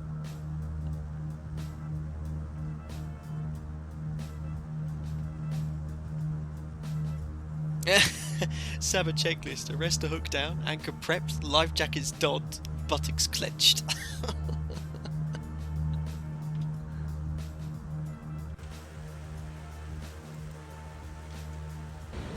50, 40, 30, 20, 10. Oh, it's Lizzie Windsor. What's Her Majesty got to say today? Times must be tough at Alpaca Airways if you've part exchanged the 737s for Cessnas. I hear even LIA is down to just 4 transit vans in a rowing boat. Amazing. Thank you so much, Queen Elizabeth. Lizzie Windsor, the creator of the fantastic Lama International Airlines advert, providing the leaked footage from this infamous airline, much to our amusement and good for our company too. It said times must be tough at Alpaca Airways if you've exchanged the 737s for Cessnas. And I hear even Lama International Airlines is down to just 4 transit vans and a rowing boat. That's absolutely incredible. Thank you so much, Lizzie Windsor, for your continued generosity. Very, very kind. Yes, this is our new Caribbean outlet. Alpaca, what should we call it? I don't know. We need to think of something quick. We've got Alpaca Flop. We've got, we could call it Alpaca Sun, or what's linked to Caribbean? I don't know. We'll think of something. But yeah, it would seem our taxi service ferrying around people in Senecas in the Caribbean is popular with Alpaca Airways, although we're only using a private registration today. Yes. What noise? Do I need to sync my props? Unbelievable. Is it actually modelled? I mean, yeah, technically I do. Oh my god, that noise. All I can remember in my flipping instrument rating. There you go. I've synced them. Happy? So if your props aren't quite synced, you get this awful kind of rear sound. And it's very annoying, and it just takes some time fine-tuning with the RPM just to make sure that they're matched. Someone could hear that, I guess. I couldn't even notice. That was me. You could notice. What? Yes. Why do I sync the props then? Why? Because it sounds like It sounds like what? Sorry? Can you just repeat that? Sounds like what? Don't think that's correct. Thanks for your tips. Unbelievable. See, Pilot Mike is thanking you now. Pilot Mike, thank you. Yes, of course. I mean, you and I probably flew the very same aircraft during the instrument rating. For those of you who don't know, Pilot Mike's a very good friend of mine, a 787 first officer who helps me moderate the streams from time to time and helps answer many questions in my Discord. Cyber Shadow, you definitely need an alpaca livery for the Seneca. I could have done with one, but I quite look forward to using a private registration. And this is very befitting for this 1970s aircraft, this livery. In fact, would you like to do a cabin tour? Here you go. Got a fire extinguisher here. We've got a. You can still light your cigarettes. Dab your what's the word? Stubby. I can't remember the word.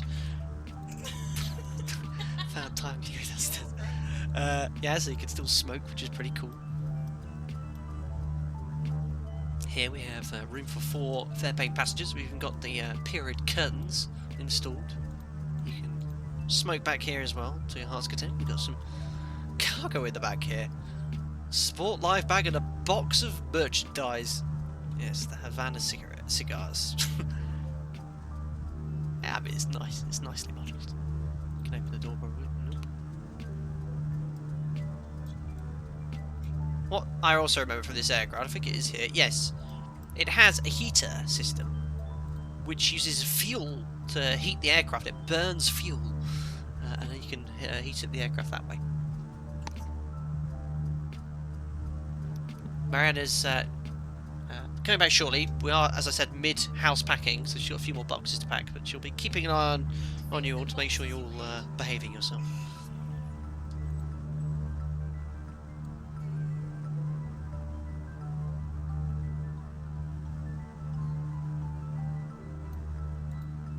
Here is the Honor of Saint kit. Stoogie, that's the word I was looking for. Butts, yes.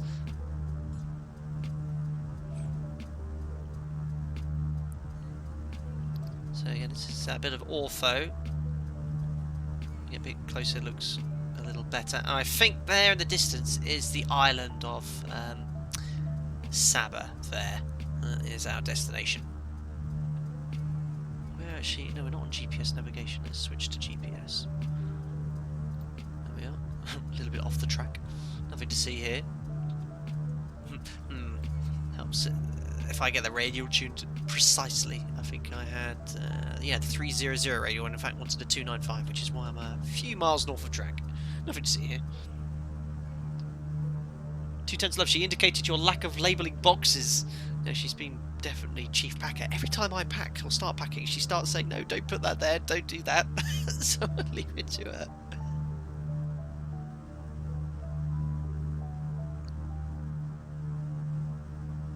So basically an oven. Yes, except you use fuel. There we are, back on our required track.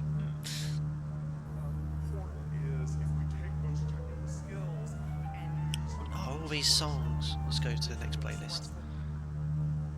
Try to choose ones with no lyrics. Is that the Isle of Wight? Not quite.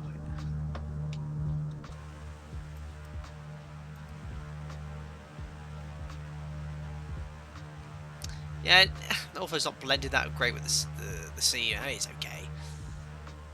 Bit of a cloud on this one too.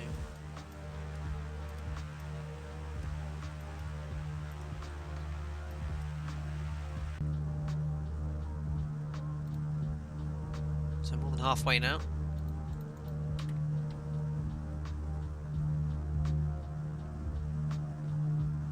So what we're going to do when we get to Saba, see all the aircraft flying around. Look, they all went the direct routing. I went the scenic route. What I'm going to do, we're going to come in from the southeast, and I think we'll go around the island. So what I'll do, I'll don't want to do that. We'll come in this way, and we'll do a little tour of the island. We'll go down to 1,000 feet. We'll fly all the way around, and then we'll line ourselves up with runway 10. Be quite cool to do that.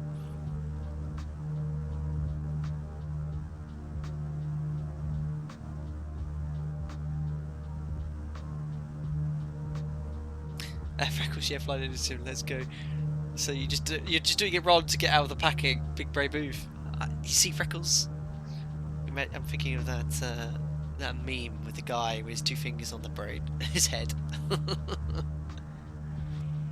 I like it, Kyle. Alpaca leg. Alpaca. Oh my goodness, man, I can't even say it. Alpaca Lego Islands. Oh dear. Guys, thank you so much for tuning in. Anyway, if you join me bombing around the Caribbean, the Carenado PA34 200 Seneca II, do yourself a favour, smash the thumbs up. We are going into Saba, which I am, if I'm right in thinking, is the shortest runway in the world for a commercial airport, 300 metres long. You cannot fly this aeroplane into this airport in real life. The runway is too short. It's way too short. 345 likes, not bad.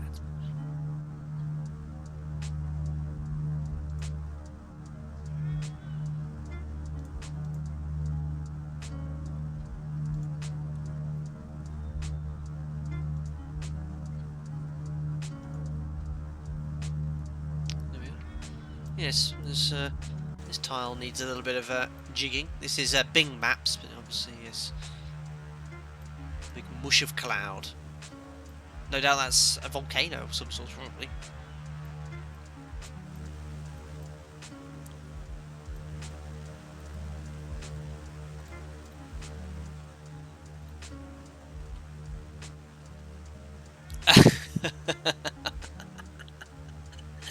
Philip Windsor. 50, 40, 30, 20, Majesty's husband, thank 10. you very much for £2. Says, I believe it's actually 3 transit vans and a moped. Obviously referring to Lama International Airways, or Lama International Airlines depleting fleet. Thanks a lot, Philip Windsor. I hope you're doing well. Don't be crashing any more Range Rovers now. Dave, Google looks better. Probably. I just always kind of stick to being But the rest of the scenery is all kind of payware from what's the name of the developer? I always forget the name. It's like part 1 and part 2. AW Designs scenery.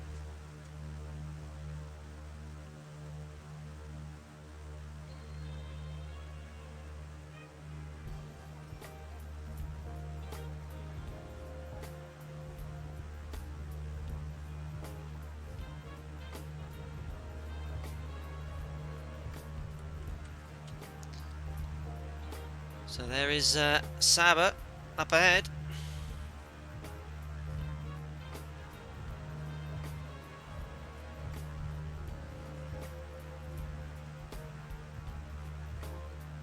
There's a lot of snow in the Caribbean. Robert S. Last stream for a few weeks, at least a week and a half, buddy. I'm going back flying next week. Again, thanks for respecting my privacy. I'm not going to say what day, where I'm going, because I've actually got a few days training. Because it's been so long since I've flown, I have to do line training again. So I've got a training captain in the right-hand seat. I'm back in the left-hand seat, obviously. There's been obviously quite a few changes with COVID-19, so a lot of new procedures. But again, it's just brushing up on those things. I will let you guys know how my first landing goes. What I reckon it would have been in hundreds of feet per minute, because I know you all love to know. Dear, there's a bit of a fire down there. Crikey, what in the world?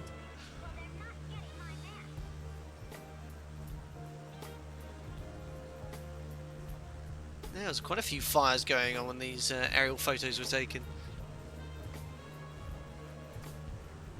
Logan, is this real life? Not quite. Sims are good these days, but not quite there. Adam, don't say alpaca to ATC. No, I might end up saying November 232 Kilo Alpha now. I managed to say this and not alpaca today.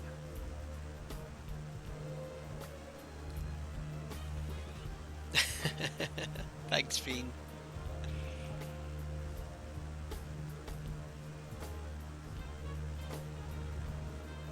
Thanks, Robert. See, I've got enough pressure from that, Robert, already. Michael, did you see the new 737 directive just been out about the bleed air system? I didn't see that, Michael. Are you referring to the one regarding the 5th stage compressor? They found that the aircraft hasn't flown for a while, that the 5th stage compressor can get jammed open, which can cause an engine flavor, which is pretty scary, but hopefully they'll fix that ASAP. But I don't know if there's another one about the bleed air system, Michael, if you're referring to that one.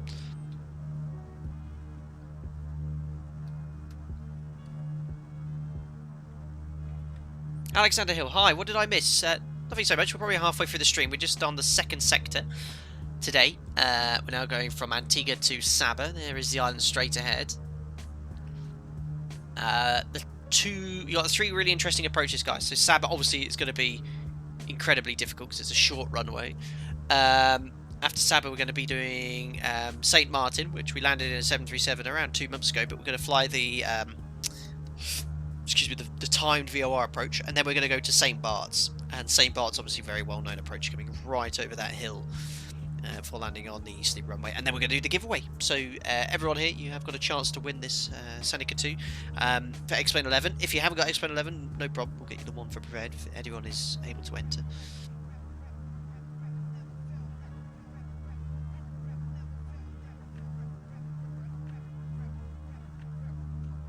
Chris can probably ask clearance for alpaca next week. Well, thankfully, the first officer, my operator, gets the clearance.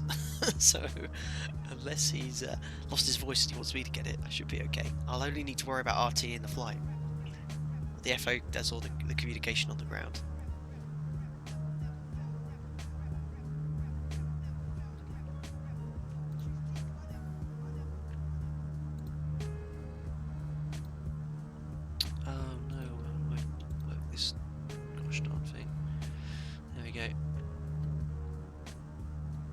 Only 5 minutes to go.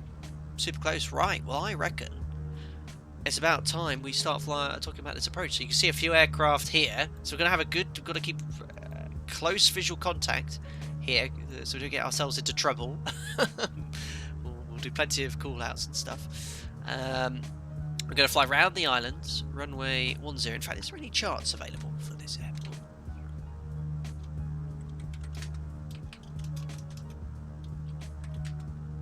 No. But yeah, you go, Saba.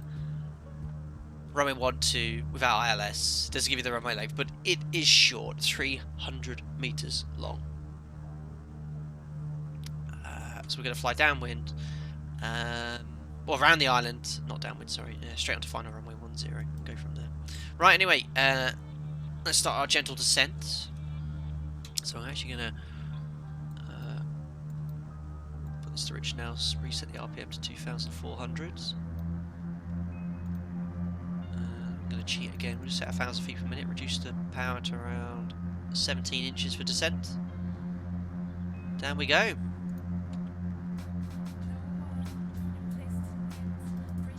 What's all these songs with lyrics? I swear this is a playlist with no... It's meant to be all free of lyrics. Right, let's go to heading. I'm going to go to nav now. I'm going to set the runway heading on the RMI here. What is the runway heading here? I've got no notes of it. Saba. I mean, all I know is... It's runway 12, so if I just set this to 120, and just again increase the situation awareness, so I know which way the runway is. I'm just going to detune the VOR so it's all straight. I need to set something that's not frequency. Let's just put 15.5. There we are. Perfect. And that's really nice bit of situation awareness, just so you know which way the runway is in relation to your current heading.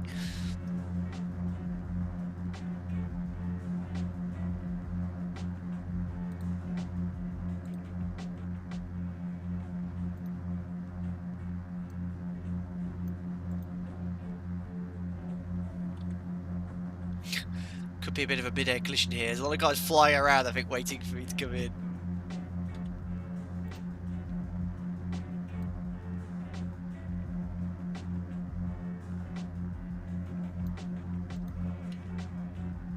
Saba traffic, November 232 Kilo Alpha. We're inbound from the south, runway 12 into Saba. We're going around the island and we'll call approaching kind of base leg. Saba traffic, TBM Golf Bravo Charlie for Bravo. In from the west for a low approach at Saba, runway 12, Golf Echo Bravo. So we've got an aircraft doing a low approach.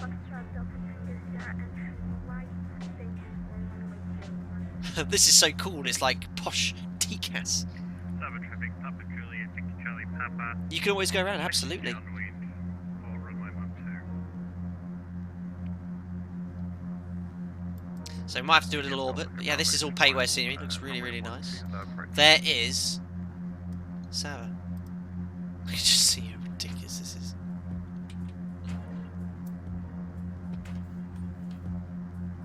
Smash North Gaming, how many fly hours are the 737 in real life? Around 4,500 now.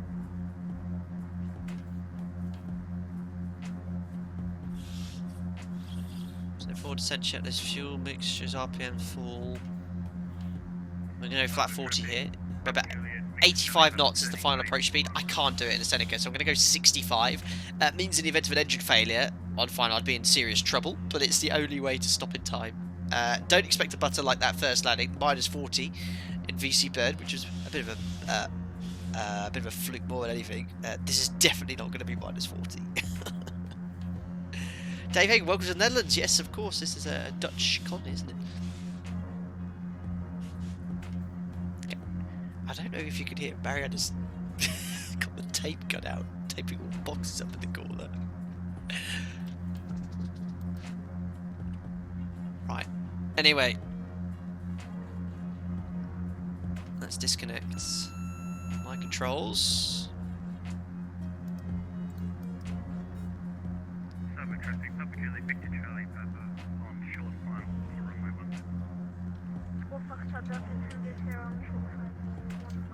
So we're in the FOC here. So we get a bit of a view of the island. Saba traffic, Golf Echo Bravo is off to the north.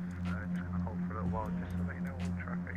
You've got wind from the north. 50, 40, 30, 20. 10. Thank you, Franco Bob Fred, for the $5. Didn't you see my smoke signals? Come back, I'm stuck on the island. Smoke signals? Looks like you're burning an entire forest down on St Kitts. Thanks a lot, Franco Bob Fred, for that very amusing donation.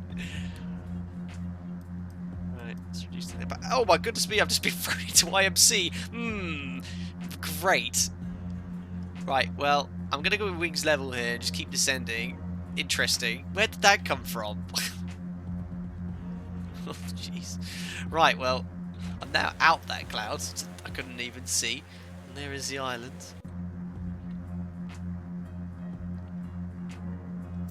And we'll go at 1,500 feet initially. I said we'll go to 1,000. I'm just going to bring the speed back to 120 knots. Oh, back into IMC. I'm just going to keep descending. It looks like the model clouds are right at 1,500. Let's go to 1,400. Keep an eye out, guys, for traffic as well.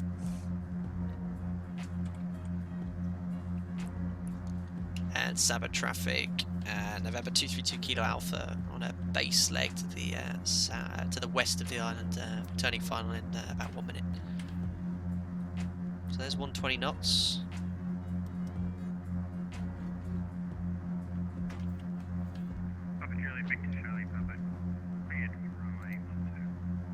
So pause the music for now. Steering's great, isn't it? Oh, I didn't touch the cowl flaps. There's some traffic. Look, looks like an Airbus. Okay, that's the model matching. Oh, back in that IMC again.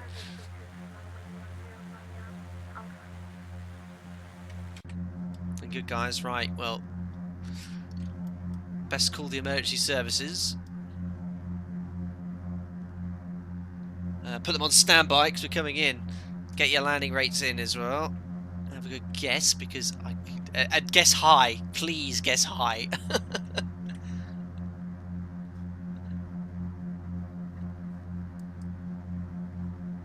Oh, there is the runway, really high again.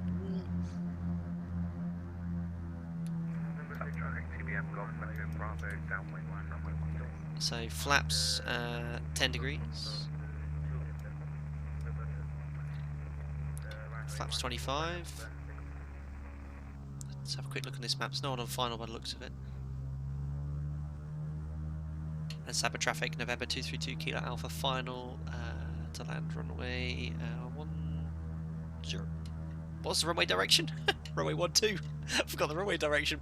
Right, there goes the gear. Here comes the flaps. Flaps full.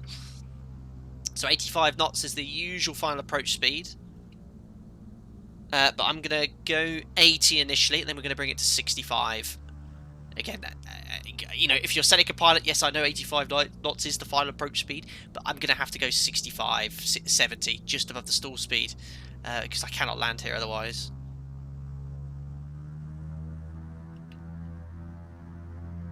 Looking good. So that was the normal final approach speed. I'm just going to reduce power a little bit further, bring the speed back to around 70 knots now.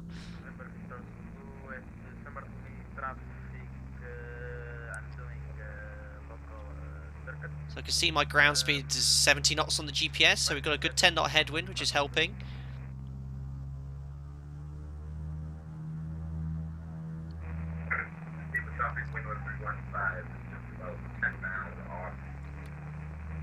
Good. A bit fast. Oh no, I was concentrating on my speed. I've gone all the way to idle.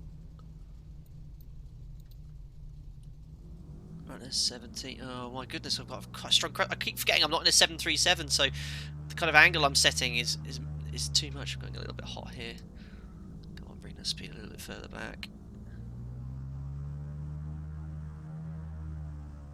Come on, tad high.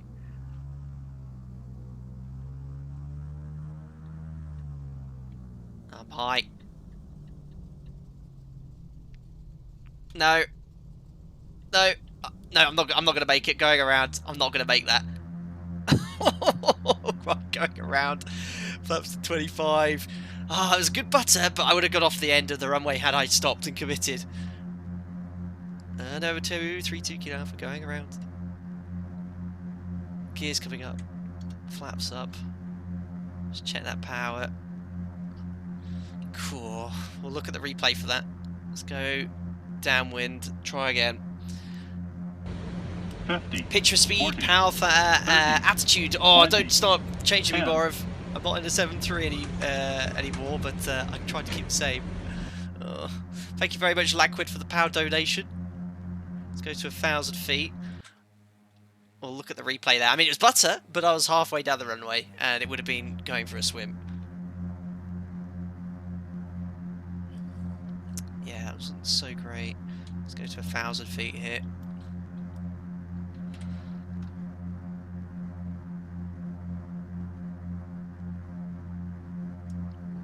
Early on the level off.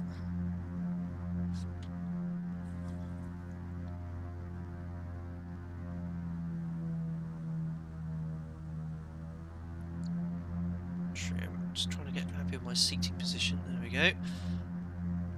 November 232 Kilo Alpha, left hand downwind, runway 12.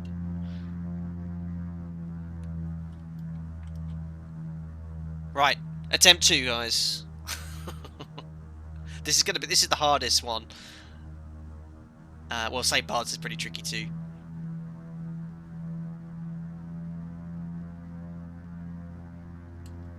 So we've got a bit of a tailwind pushing us in this direction as well. 107 knots ground speed. There's the runway.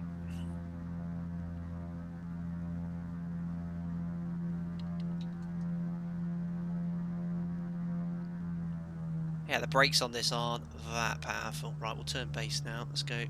Gear. Flaps to 25. Base, we'll do 85 knots.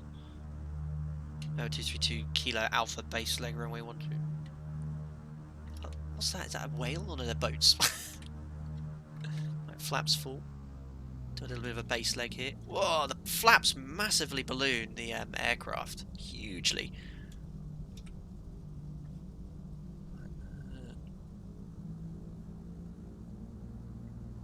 Right, take 2.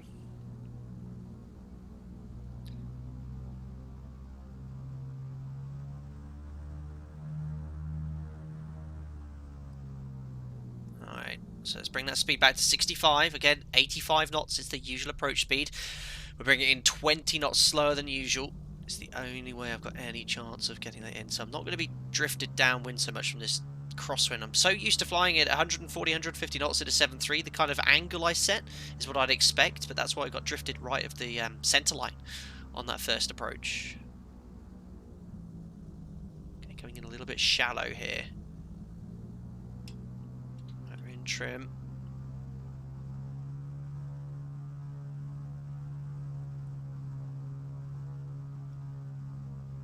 Tad fast I want for this. Let's bring that speed back. Very shallow, ideally coming in a little bit steep. We've got full flaps set. There we go. Let's set that new attitude.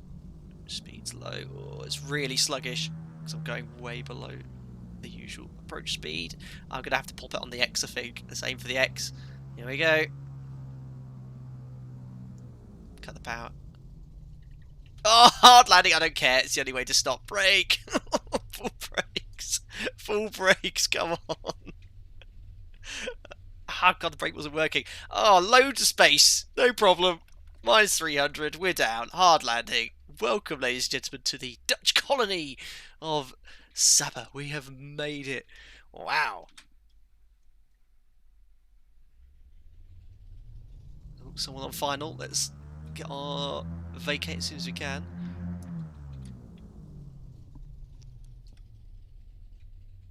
Perfect. Oh, we got an aircraft landing on the taxiway, it would seem, as well. Number 232 Kilo Alpha, runway 12 vacated. Interesting. God damn fancy. Right, well, where do I park? We're very tight on space. I think we'll, if we can manoeuvre it in here, we'll go with that. Oh. Bless these external views, and probably clip the wing on this sign here. So now let's do a quick 180 here, and we'll start a little bit of music.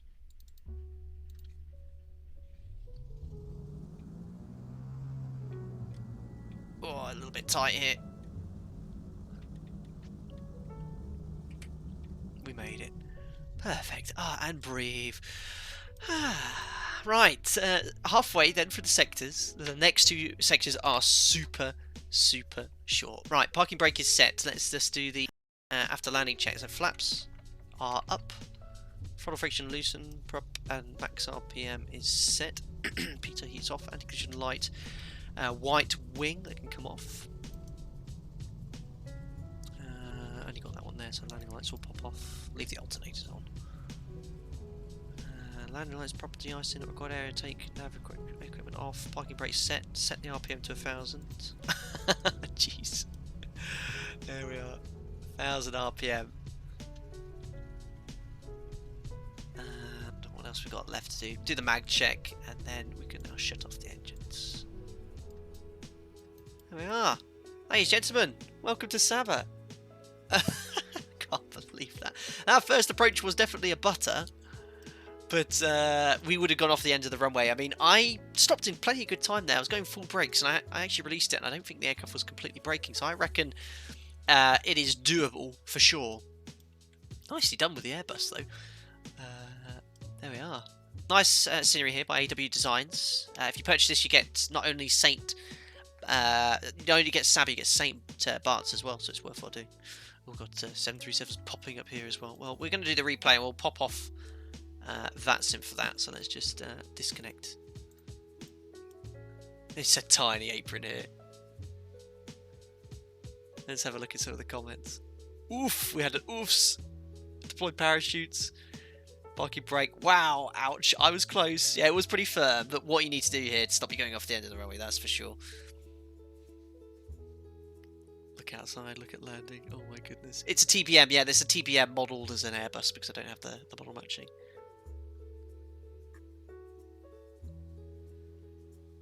Perfect. Let's have a little look at the replay.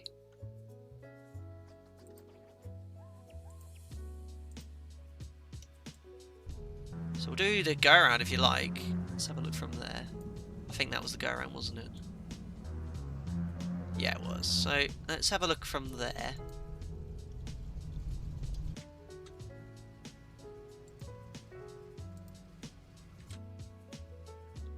So this was looking good.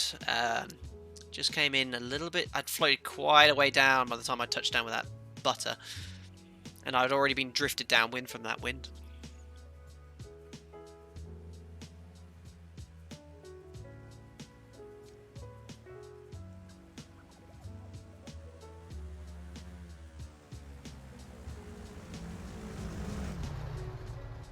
Oh, you know what? Oh, I think I could have made it. I should have committed. But I wasn't happy. I mean, look, I used all that runway to go around as well. So you can see here from the threshold of runway 30. Oh, I was so close to touching down there, but there was a little bit of a ground effect in the balloon. I reckon I could have stopped, but you can see, look, to get airborne again, I had to use all of that power.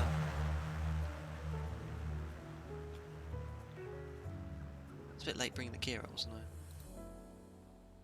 There it goes. Well, let's have a look at the second one.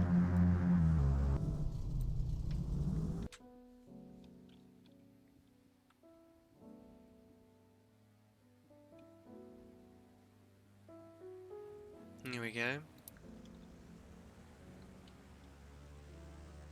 A lot firmer, but right on the money. In fact, boom. Probably have to bring the view over here slightly. Yeah, touchdown zone was perfect. Obviously quite hard, but yeah, you'd feel that. No bounce. Look at the nose wheel. I could have gotten away with floating another 30-50 meters for a smooth one, but certainly now not how I want to land usually. I've got two nice, well no, obviously a lovely long runway in to practice on next. Cool. Alright guys, I'm going to take a really quick 5-minute break, so enjoy the taxi in. I'll put you in the tower view here. I'll be back very shortly. What What's he looking up on Facebook there? I'll let you enjoy the taxi in. And then I'll be back in literally 3 minutes, guys. Just going to have a quick toilet break, grab a drink, and then we'll do the next sector to St Martin. The next 2 flights are going to be less than 20 minutes or so. I hope you enjoy the show. Don't forget to smash the thumbs up, and I'll see you very, very shortly.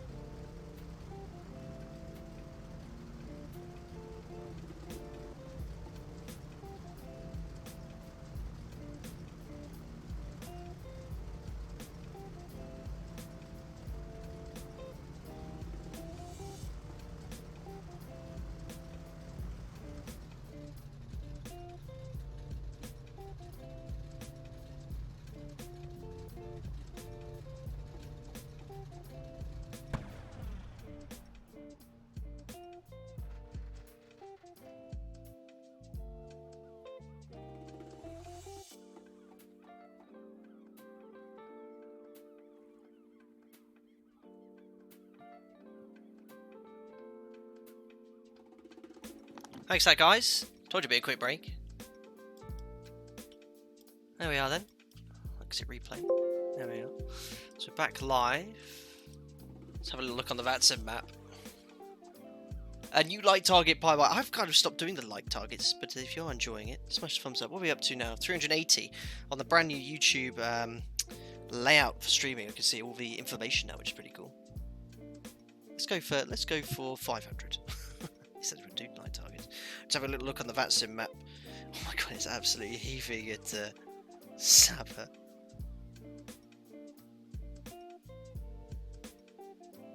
I'll try again. Anyway, let me have a look on the VATSIM map. Battery's still discharging. Hopefully it won't go flat.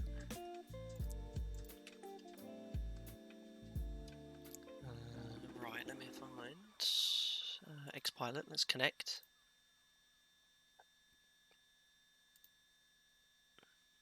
See what carnage awaits us.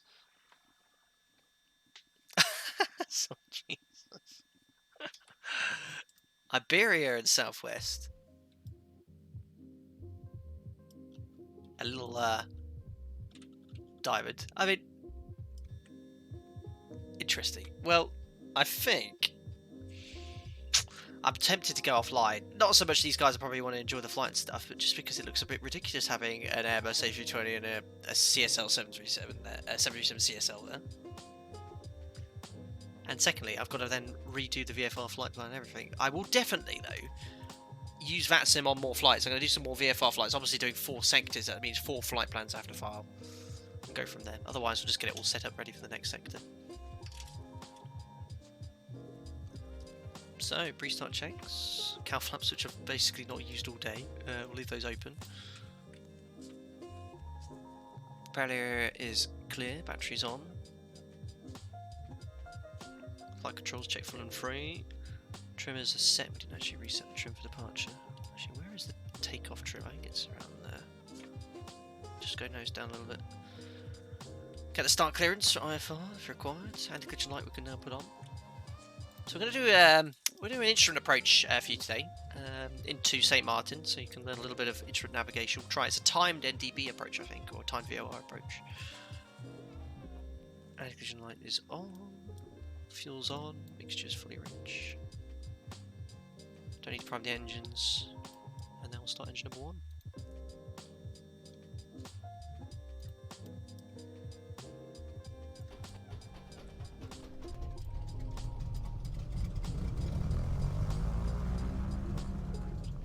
RPM.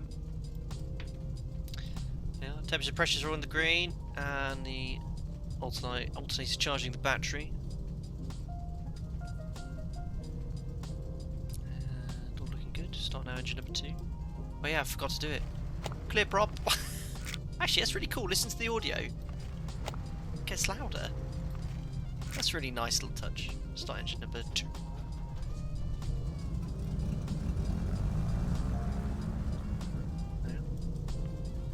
Now he's charging. Soon the temperature will increase. T's and P's are in the green. He's charging. I'm just looking at the scenery. They're not obviously too worried about us here. In St Martin, they're all taking selfies. Yeah, these are the passengers. Well, we had 4 passengers here from the other one. Ah, check to see if there's any tickets left with Alpaca Airways. I want to fly with them. It's quite nice. I love some of the facial expressions. I know some of you guys like a serious stream and stuff, but it's always funny. Oh, he's taking a picture of this here. Wonderful. Thanks to Ian Perez for €10 for lunch on the turnaround in Narita this weekend. Good luck and have fun. Thanks a lot, Ian Perez. And obviously, yeah, thanks for all the messages in Discord as well regarding that course and stuff. But I hope you're doing well. That's very, very kind. Yes. We'll make sure we've got plenty of sushi available. Right, so gonna be taking off from runway 12.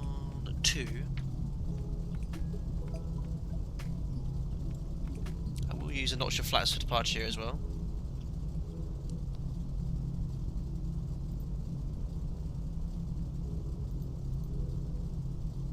Perfect. Oh yeah, I didn't have full up max RPM, do I? I can't.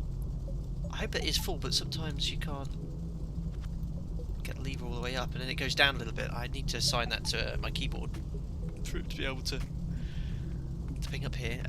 Let's set the QNH for St Barts because there's no ATC here or META. So if I set that now, it's all good. 1017. So I think that can't be too far off. Set 1017 is 3003, so the pressure is rising. It's about there.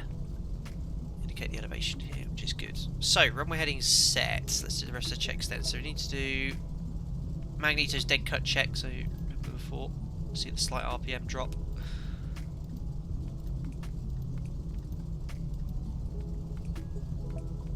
Cabin conditions set, nav radio and equipment, that's what we need to set here. So, let's just grab the charts for St Martin. I'll show you the approach we're going to fly. We're going to take off and go straight to the beacon from Saba. It's so close, this airport here. I think it's VOR X-ray runway 10. Yeah, this is what we're going to fly. So it's a timed VOR approach. There's no DME here associated with this approach. So you go over the VOR for 2 minutes, go down to 1600 feet, and then you turn inbound 096. Then once your time's up, you can start your descent down to the minimums, which is 1040. And the missed approach point would then be a time. Now, where on earth do you find it on this chart? 4.8. Now, remind me, guys, this is a jet thing. Is that a time or a distance? What are they looking for there? We'll be completely visual anyway. But the charts here are completely... I haven't used Jefferson charts for 7 years. But it's timed. I don't know if that's DME or a time. The thing that's timed outbound, it can't be 4.8 minutes that way. We'll have a work it out on the approach. So 13.0.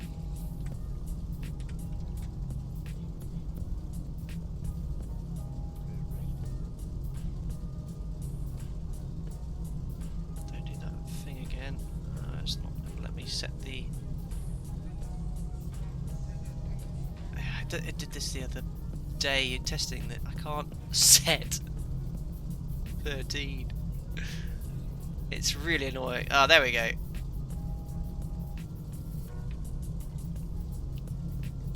Yeah, pretty sure it's distance. The white is very unusual because on the outbound it's a time. They don't actually have a distance, but then on the inbound track they've got a distance to the missed approach point. So 4.8. from Foxtrot 10, but the missed the missed approach point is right over the VOR. So yeah, if you're not visual overhead the VOR, you're gonna have to go and you'll be too high anyway. Makes sense. VOR is tuned. We've got an NDB as well, 284. Sorry, this is taking some time as well.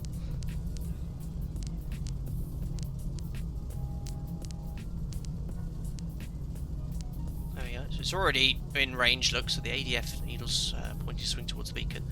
And we'll just route direct to the airport, which is Tango November Charlie Mike.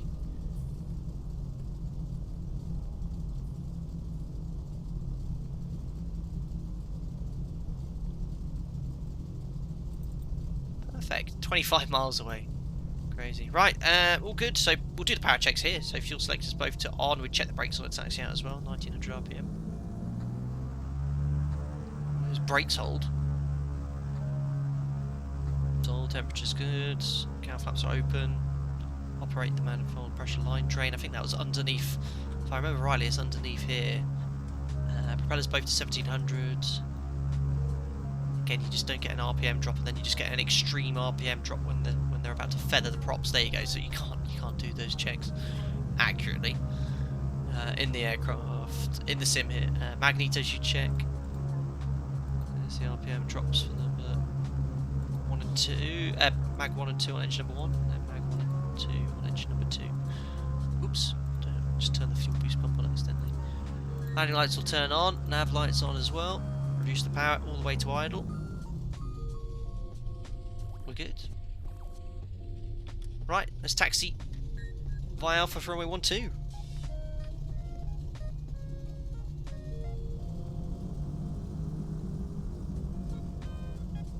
Yeah, I'll stick offline. Just being because the model matching, it looks ridiculous having an Airbus and a 737 here in Saba. I'm going to backtrack now for runway 12. Got a good headwind here. Take a notch of flaps for departure here. We're not going to flaps up. It's insane how short this runway is.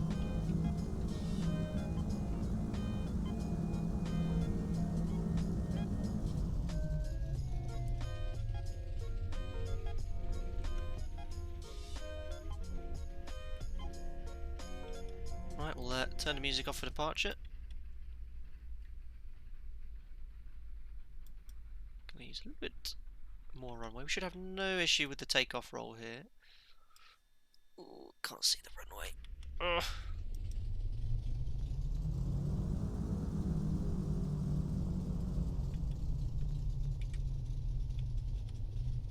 Overshot the centre line slightly. Nothing to see here. You know what to do in chat. Right. So it's slightly uphill as well. So yeah, I'm going to take off straight away from runway 12. It's then going to be an immediate left turn after departure, and there's our destination. Straight ahead there. You can already see, look, the ADF needle pointing straight towards the island of St Martin. So we'll go straight ahead to around 500 feet, make that left turn. We're only going to go up to 4,000 feet. Also, let me just quickly have a look at this approach. What's the holding height here? Yeah, 4,000. So we'll go up to 4,000, which works out quite well. Perfect. So get your get your tokens in chat. Right. Let's widen that power. If I set 34 inches the brakes don't hold the aircraft, which is great. Right, release the parking brakes, set the power. 34 inches, there we are. Takeoff thrust set. 77 knots, remember, 60, 70, 77 knots, rotate. Yep, every inch used. Gears coming up, flaps up. My goodness. 100 knots. Let's go up to 500 feet. And then make that left turn. There we go. See you later, Saba. We'll be back.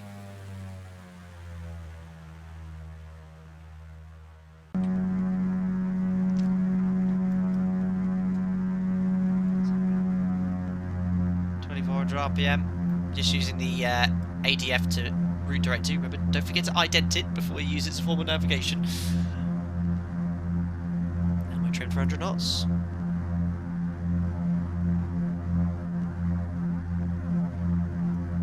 Oh yes, the RPMs. slightly out of sync as well.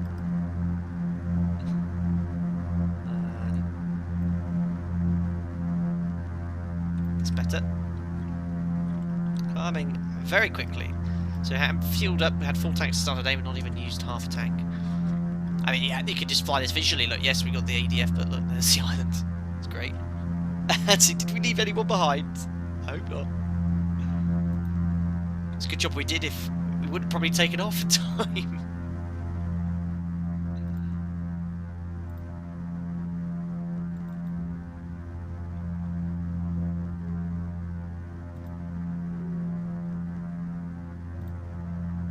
There we go. What a lovely chill stream this is. A pilot boat was allowed International Airlines take off. It's pretty hairy.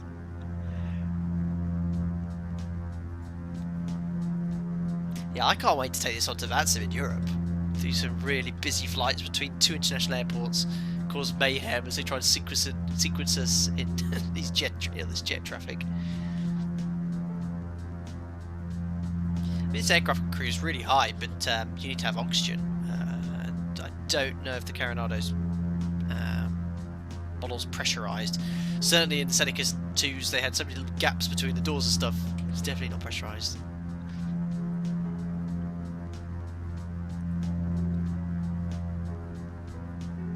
There's 4,000 feet.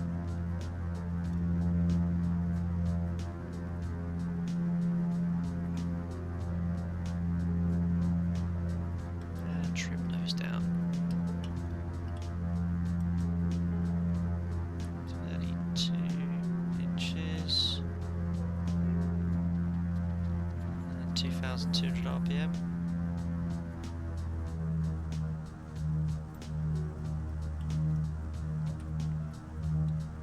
Just make sure I trim it.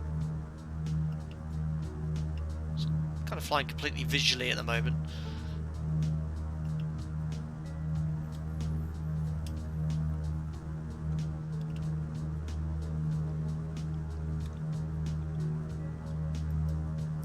Easy again. Autopilot on, altitude, heading hold.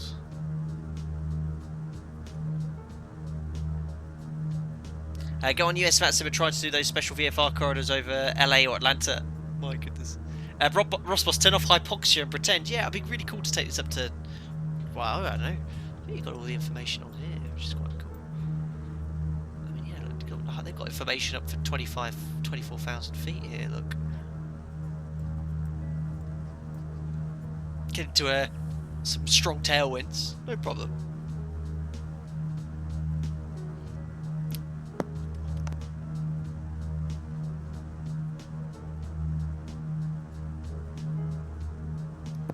Right.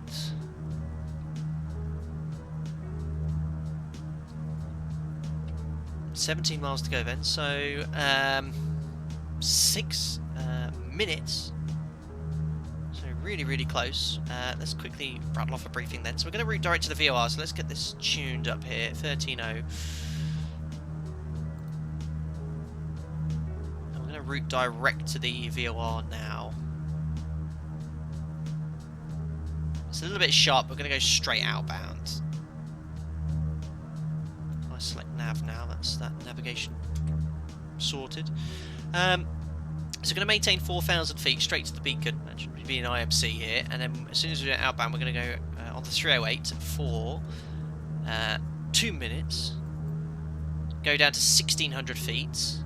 And after 2 minutes, we're going to turn inbound. And we could descend down to the minimums, which would be 1,040 feet.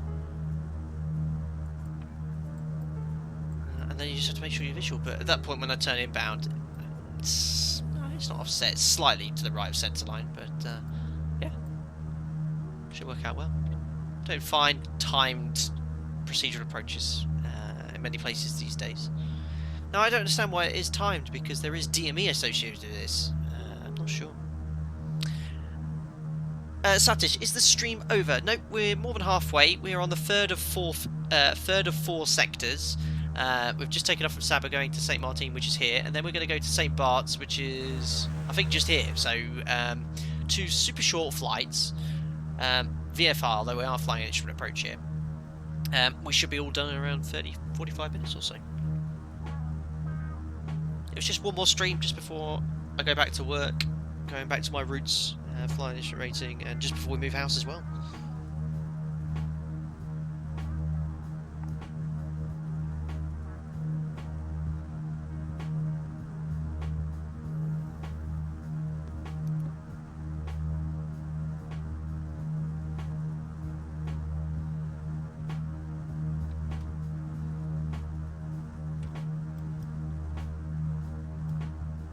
This again is part of the scenery package, part 1 of the AW Designs scenery package. This island, I think, is half Dutch, half Dutch, half French. All right, thinking.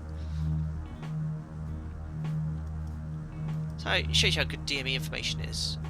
If you're going to the beacon, your ETA and your ground speed is very accurate. Like 157 from the GPS, 157 from the DME. 9.7, 9.9, the difference being this is going to the airport, this is going to the beacon. ETA is around the same, at 4 minutes. That's great.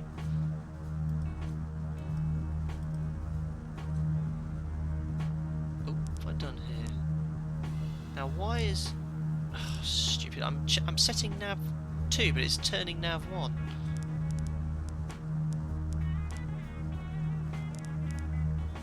It's just... I think it's because I've got that shaky view on. There we go. That's actually made it a little bit better. Oh, I remember this. OBS hated it. There we are. So I've got all the needles tuned here. We've got 400 likes. Fantastic. Thanks a lot, guys. If you're enjoying watching a 737 captain fly around in a Seneca in the Caribbean, don't forget to smash the thumbs up button. You've just missed Saba, probably the most exciting approach. We have got St Barts for the next sector, which will also be incredibly exciting. We're about to find instrument approach into St Martin. So this will be, I think this is obviously, yeah, fully controlled airport, controlled airspace as well.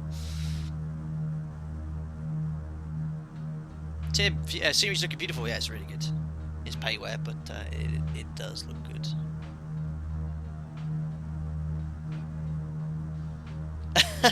Another takeoff like the last one, and maybe the stream will end abruptly.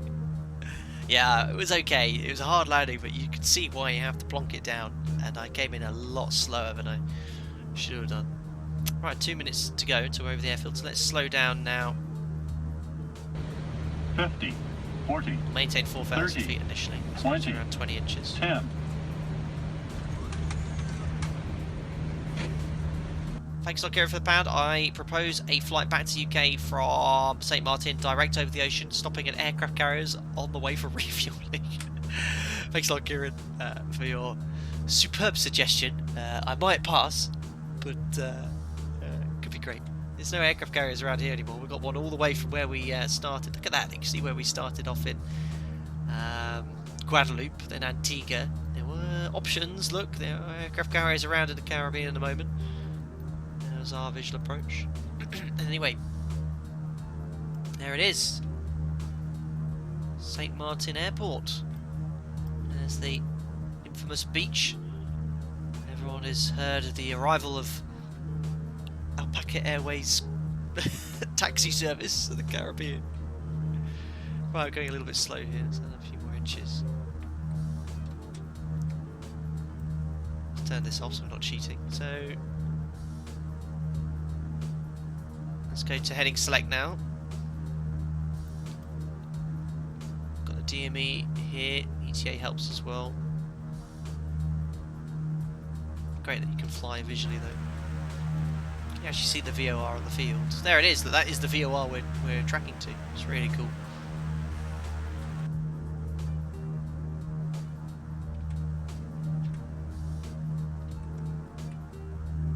Probably only hitting 42 FPS because for this stream, because I was in a light aircraft, I was getting 60, so I put the number of world objects to max.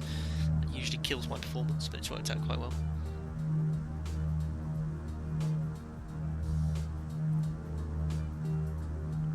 Seb stated, if there's no DME for the latter stage, how would one know how long to go when inbound? So VOR, if there's no DME equipped, you just have to wait for the needle to swing. You can see, obviously, I Oh, I only have a needle associated with the ADF, but I think it's co-located. Yeah, look, you see the NDP is right on top of the VOR. You can actually see it visually as well. A little bit right here. So the NDP there. You can see that the needle's dropping. So I've turned way too late because I was too busy looking at the comment. So I'm going to overshoot the outbound. But yeah, the needle drops the only way. You can cross-check with another VOR and radial, but that's just going to increase your workload. Right, anyway, let's set the inbound course 308. We'll start a timer for 2 minutes. I don't have any timer in here, I don't think. So yeah, can someone do a timer for me in chat for 2 minutes? Gosh, got my stopwatch out quickly. Right, clock, stopwatch, start. I'm going down to 1600 feet now as well. Down we go. Let's reduce that power again a bit more to 16 inches. Right, anyway, my tracking's gone way off here. Because I turned way too late, so I'm north of the outbound track.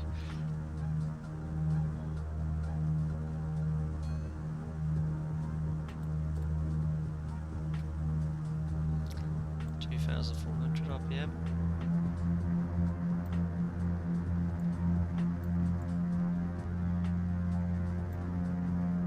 There we are.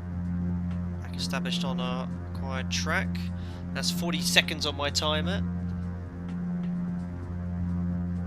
going to add a little bit actually to that. So if you have a look now, we're outbound on this radial. I'll show you on the chart. A little bit inside, but if we set 308 exactly here, there you go.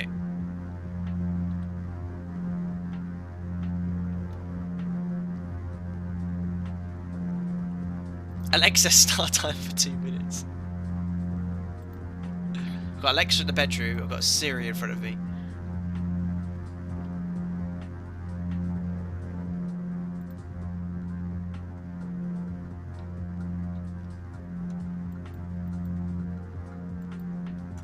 So that's 1 minute 30. I'll make that inbound turn very shortly. There you go, 140. There we go. So we'll turn now to intercept final. Quickly wind this into our final approach track, which was 096.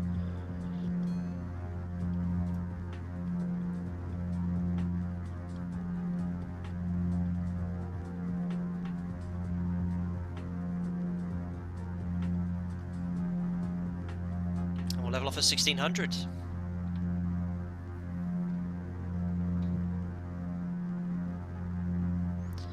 So we're at DME distance, 4.8 miles to the final fix. So you could start descending then for 3 degrees from 1600 if you so wish. You got your DME distance 6.2. This is a VOR approach with no vertical guidance, so you can only go off yeah, the timings and charts and heights. Obviously 1600 feet, got to maintain until... Well, it's interesting, so I want to set point here. It's been so long since I've seen a timed approach. I'd probably maintain that until 4.8 DME.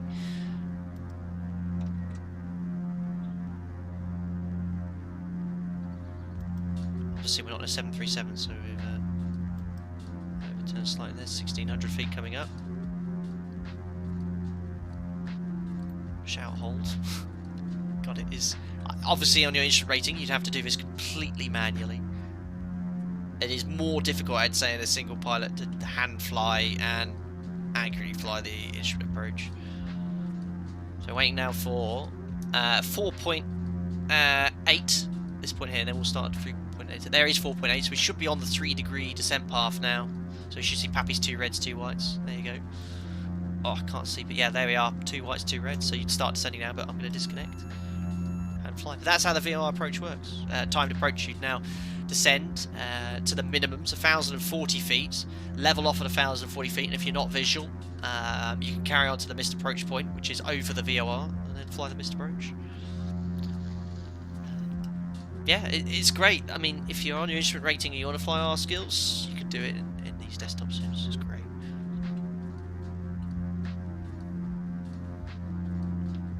So we'll go back to 85 knots. We'll use flap 25 for landing. Let's start configuring now. Flap 10. Use a bit of power. A bit high here now.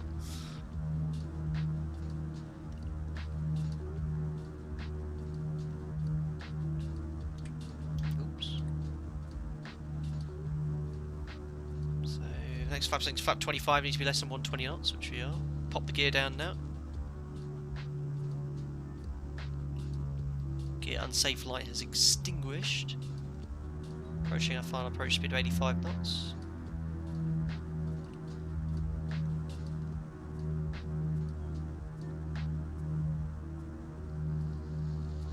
So how about on the next sector, have a bit of fun? Should we proper fly low, 500 feet the whole way, enjoy the scenery? I think we should do that, have a bit of fun. Because we've been all very proper, VFR, we just followed an instrument approach as well.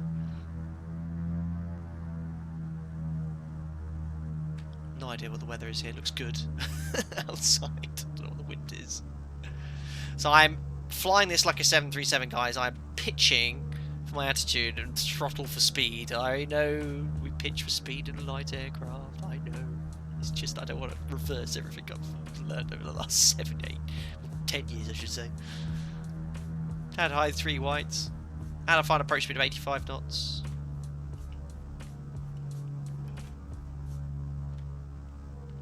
Yes, I see lots of yeses for the 500 foot.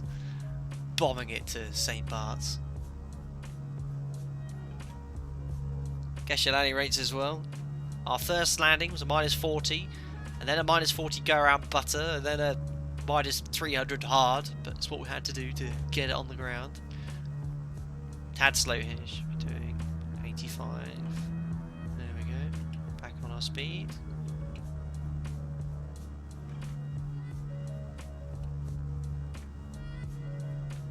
Second time into this airport. Last time we were here, it was a 737 from Miami. Oh, I forgot to turn the music off. Excuse me, guys.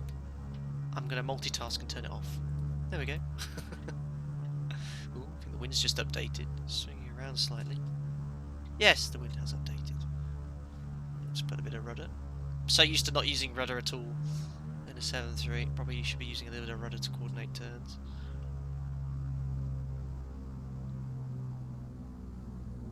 Here we go.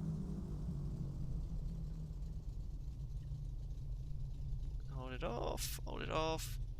Oh, lovely, another butter to the bank. -68. We're down. Ladies and gentlemen, welcome to St Martin. Flaps up. We'll take this exit here, which I think is Delta. Plenty of runway here. So guys, what I'm going to do, I'm not going to taxi on standard shutdown for this one, just to save a little bit of time. We've seen the taxi in, so what I'm going to do, I'm going to go straight to the whole point for runway 10, and then we'll go straight for departure. I've done this when I did my hour building a lot. I flew to an airport and paid the landing fees, via online. I just said I'm just going to taxi straight to the whole point. We'll just go from this point here.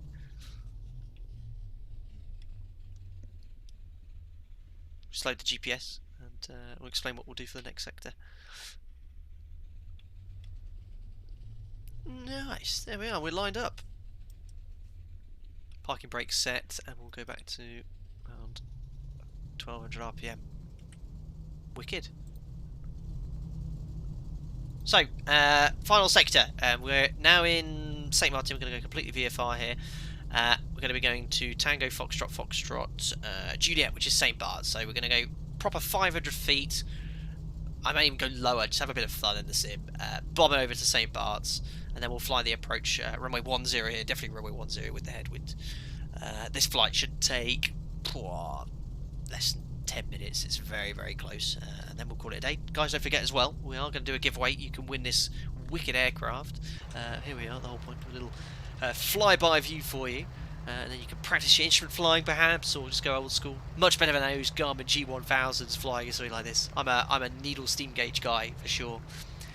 More of flight 250 feet jet fighter style. Yeah, we'll go. Alexa, have you played Kerbal Space Program? Yeah, about 800 hours. I haven't played it recently, but I've explored most of the Kerbal universe.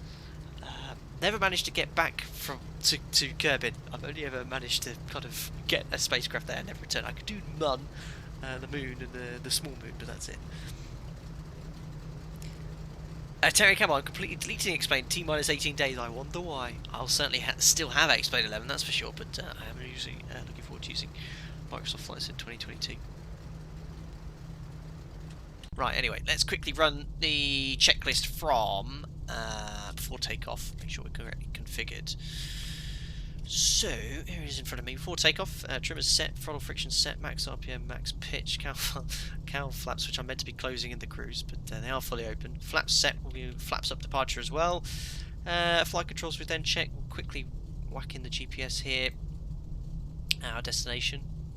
Let's make sure the flight plan's empty. We'll delete that. Yes. SP19. Okay. Well, I don't want to go there. That's now route direct to Tango Foxtrot Juliet.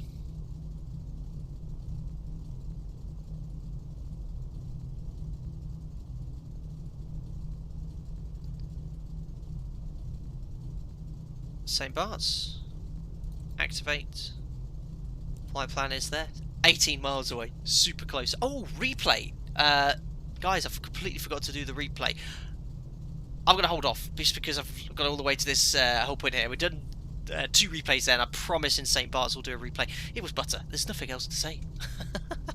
But yeah, we're first of a time we've done a taxi, land taxi to go straight back airborne again. But yeah, St Barts is going to be a pretty cool approach to do.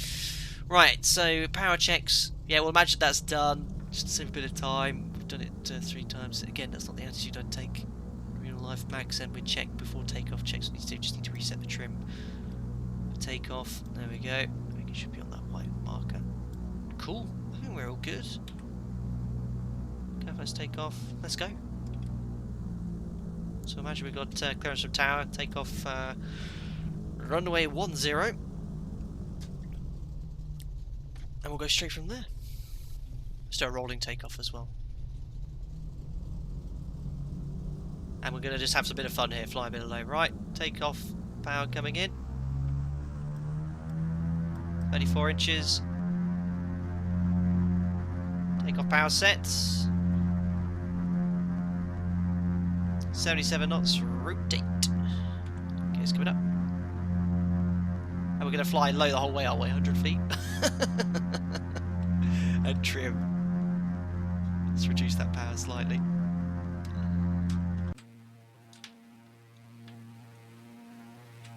Pitch up a bit. Oh no! Oh!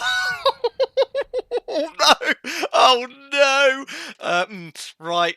I think we might have to reset the flight. Oh no! Let's see if we can at least get back to land. That was non-intentional.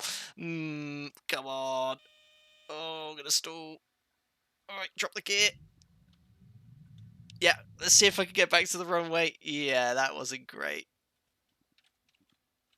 Yeah, gears down. Oh no. Now I'm gonna stall. Right, -1000. I can't believe it. I can't believe it. That, well, you guys said, is it going to be the first crash? And there you go. You've just answered your question. Yes, I wouldn't have actually tried to turn so close to the ground. But ladies and gentlemen, welcome back to St Martin. Unintentional, I think I might have broken something as well. Yes, it would appear we are skidding our way back here. Well, there you go. Does that count as a crash? I don't think so. It didn't say explain crash. We're back here on the runway.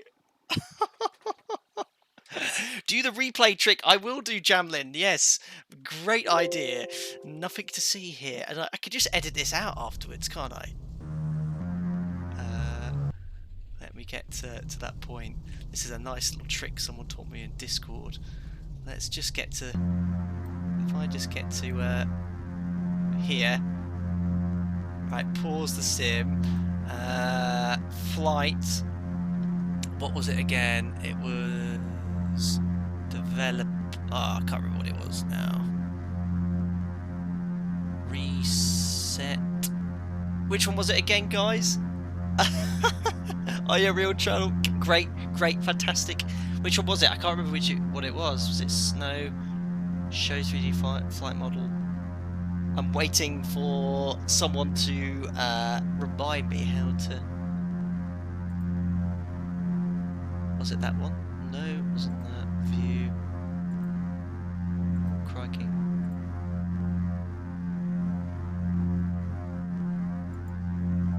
There is a way of resetting the flight from this exact point.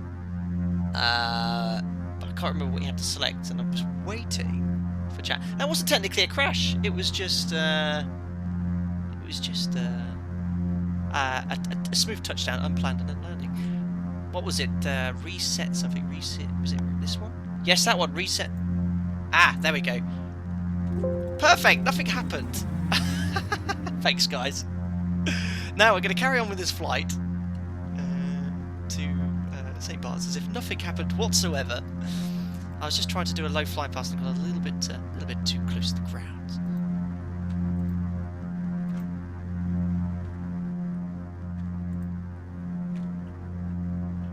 Yeah, I had a like with that.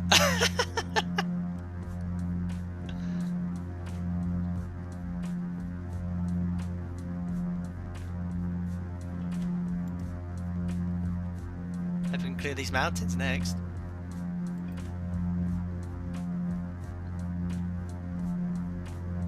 Yeah, that is the first ever kind of crunch I've had. But I was just on the external view and it started drifting down. I didn't actually realise how close the ground we were.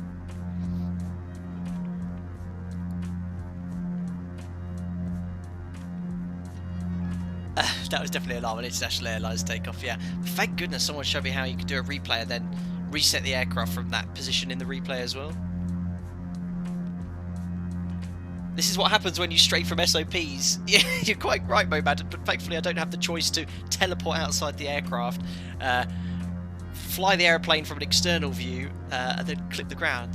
To be fair, I was actually quite happy with my immediate turn to airfield. What I did was just a bit stupid. It was quite close to the ground. I tried to turn to line up on the runway at the stall speed, and you see how the wing dropped because I stalled? That could have been very messy. I should have just kept it level, landed on the grass, and gone from there. So you can see how powerful this aircraft is. Look, I'm still at takeoff power, 35 inches, full RPM, and we're pushing 170 knots now. It's quick bird, this. Do I try another flight plan? So I'll try not to plough it into the ground.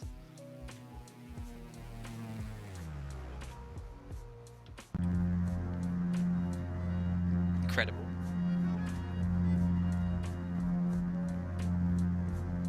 Felix, and now you stall over the mountain. You got it.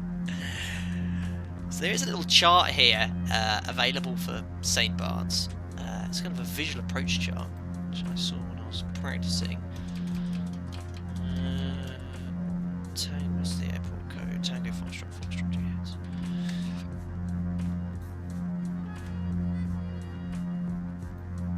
So visual approach at runway 10. We're going to make our way to this visual reference point called Sugarloaf. It's basically a tiny little speck of land.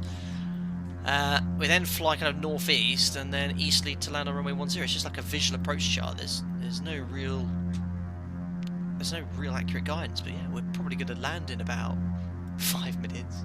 Not even that. There is St Barts.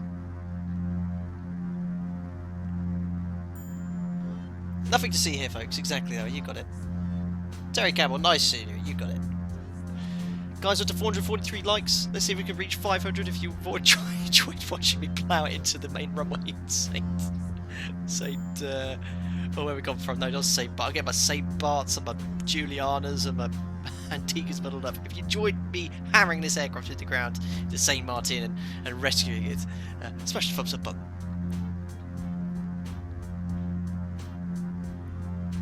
You did manage the impossible turn for 200 feet, which is impressive. Yes, completely illegal. Or was it just drop the nose, isn't it? Land straight ahead. Should have probably ditched it, but just started that turn straight away. Sort of instinctive.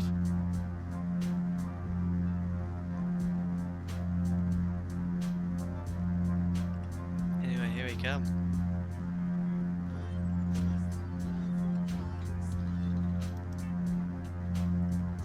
How fun would this be, just bombing around at 1,000 feet in the Caribbean?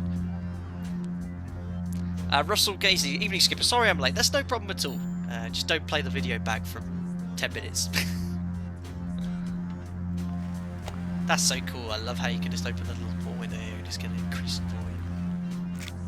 What are songs today? So we'll start slowing down now.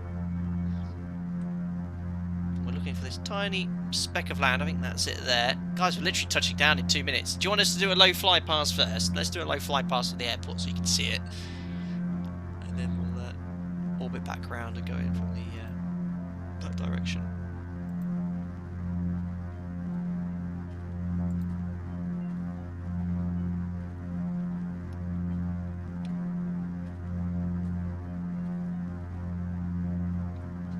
Ross, is that a Seneca I see before me? It is.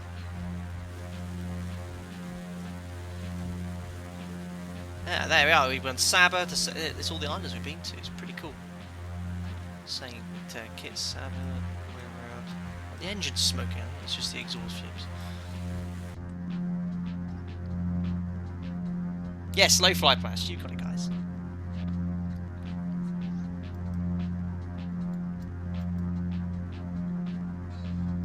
Lighting here you can turn up to. I can't wait to do some proper flights on IMC on VATSIM on this in Europe.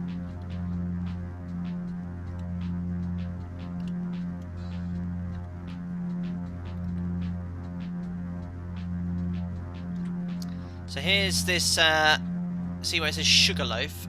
I believe, because I did this from testing, as soon as you're over Sugarloaf, you're over this tiny speck of land, which I guess is referencing what Sugarloaf is. No clue, really.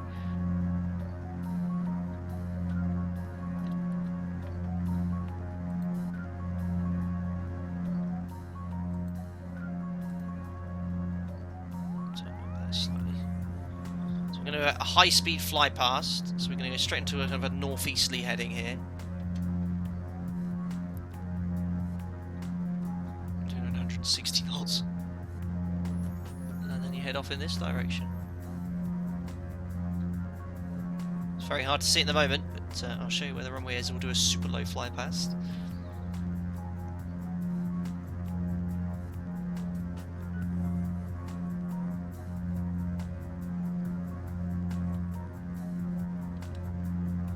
If you could fly one more aircraft for the rest of the year, what would it be? Adam Wallace 09, the 73, very happy flying it. If I had the chance to fly any aircraft, of course I'd love to fly a wide-body jet, but as a kind of a personal change of career plan, no choice. No other choice than the 73, and I love flying it too. And I'm going back flying in a few days' time, so excited. So obviously, yeah, we're not landing now, guys, if you just tuned in. We're just doing a practice approach and fly past. Can you imagine if you were watching this now? Yo! I'm not going to get as low as I did on the other approach. Do a climbing break.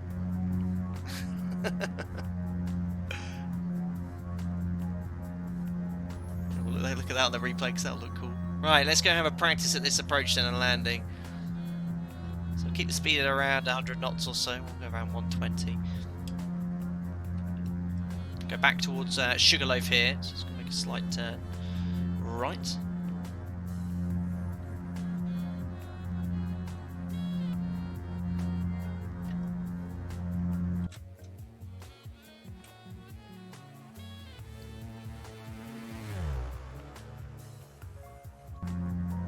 That's cool. Great scenery. Great scenery. Satish 8299, you are too fast. Well observed, sir.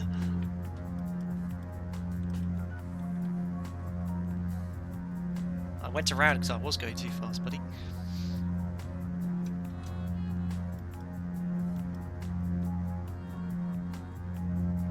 I was getting a bit disorientated there because I thought I was actually heading towards Sugarloaf. So the reason was I just said it's the runway QDM, which is 103. It's close enough. There we are, that's the runway direction.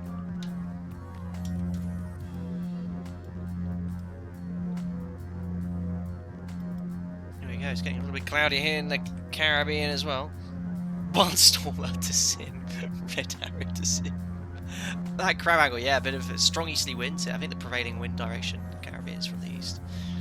It's strong today.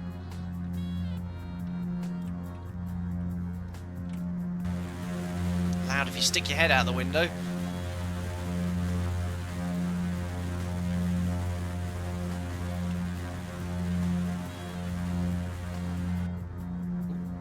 Nothing to see. Nothing to see.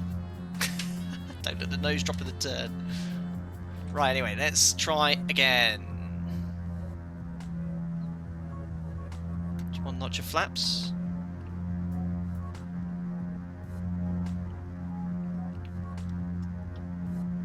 It's 200 knots. It's great for situational awareness. There's Sugarloaf, so we're going to have to do a really steep, more than 90-degree turn here to get established. So I'm going to actually head off in this direction for a short while. Fernando, is VOR available in this airport? No, there's no beacons at all. You just you couldn't fly any instrument approaches here. We've done our fair share of instrument approaches today, though. No ILSs. I haven't flown a single ILS today, though. So where's that? There's that Sugarloaf point. I'm going to carry on in this heading for a short while longer and head kind of inbound east towards Sugarloaf very shortly. Stick my head out the plane. There we go. A bit high as well. Keeps climb. Let's go flaps 25.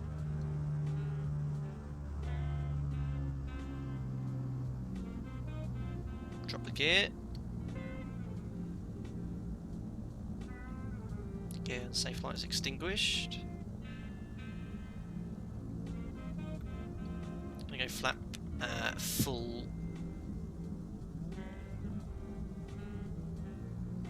There's 85 knots. There's Sugarloaf. Yeah, there's a strong wind here. Just gonna detune this VOR as well. So there's Sugarloaf. Well, I've kind of cut to the left of it. We're going to make a slight turn northeast, then get your landing in here. So guys, we're final into St Barts. This very famous approach. Don't forget we're going to do the giveaway after landing here for taxi on to stand as well. Where you can land this aircraft and you can perhaps try and fly the Seneca II into St Barts. There's 85, so a tad low. So I'm aiming at the moment, here's the gap between the two. I'm going to shoot the aircraft between the two. I've been observing some landings online here. Some guys seem to go over the rock, most guys seem to go through the middle and then stick it very close to the grass.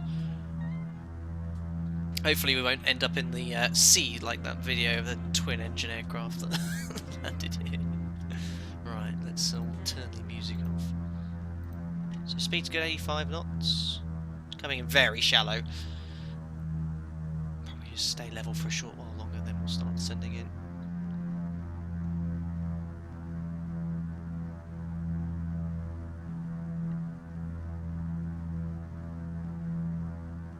Can't even see the runway yet. I'm still a bit low.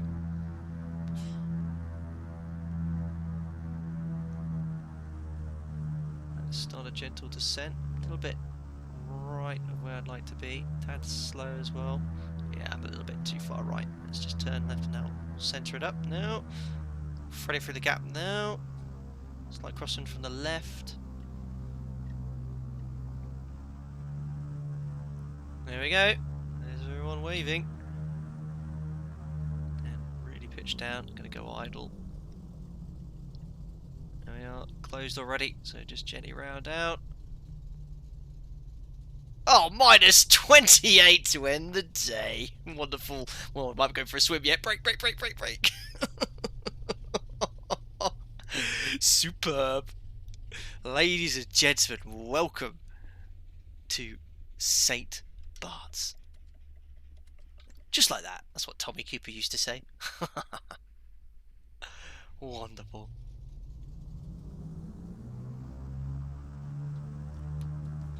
And oh yes, I now have my taxi-in music as well.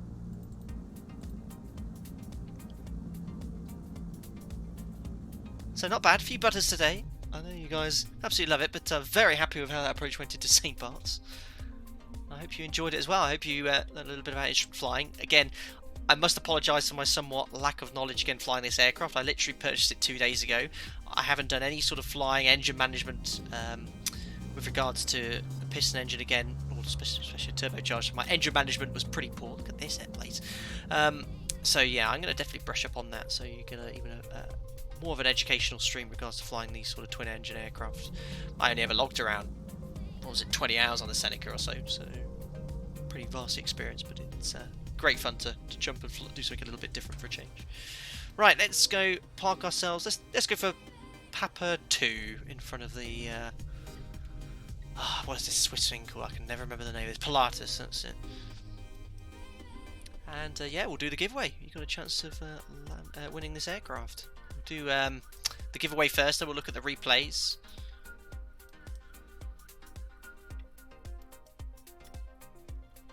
Wonderful. Parking brake is set. There's 1200 RPM. Let's just do the after landing checklist then. So flaps are up, throttle friction's loosened, propellers max RPM, which they've been for this entire sector. Oh no, don't turn the anti-collision light off just yet because the engines are spinning.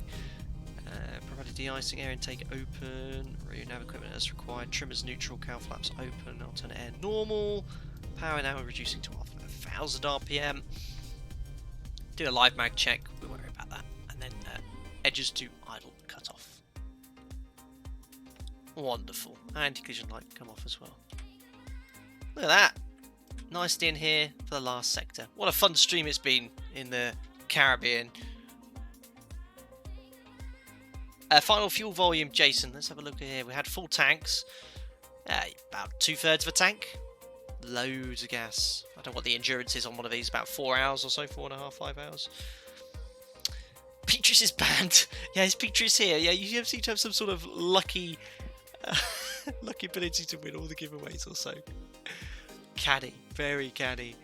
Right, so this giveaway, what I'm going to do, I'm going to make it completely... Oh no, let's do keyword. Let's do a keyword. What am I going to have?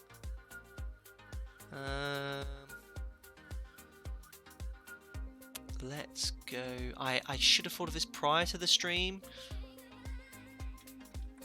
I'm just trying to think of a keyword, but don't give me any suggestions in chat for obvious reasons. What am I going to go for? I know what it's going to be. It's quite a tough one, actually. Actually, no, that's going to be too tough. Yeah, I'm a professional live streamer here. I've got it. So that is the keyword to use. Replay, yeah, we're going to do the giveaway first, and then we'll do the... Actually, you know what? Let's do the replays. No, giveaway first, and then do the replays, because we always use the funky music. So it's a very simple question for you guys, alright?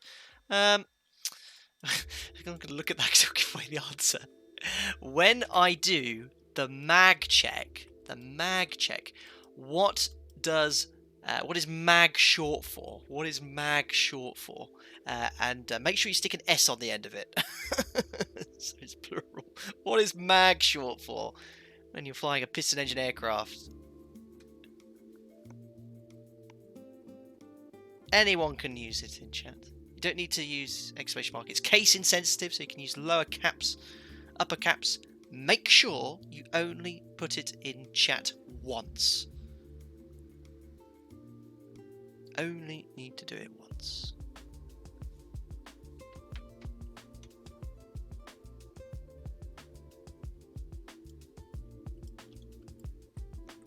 Yes, if you put maybe that word, stick an S on the end of it. You only need to put the correct answer in once. Next time I do the giveaway, I'll try and think of the word prior to the stream. So you don't have to listen to me for a minute trying to guess what on earth I was trying to say. Ah, there we go.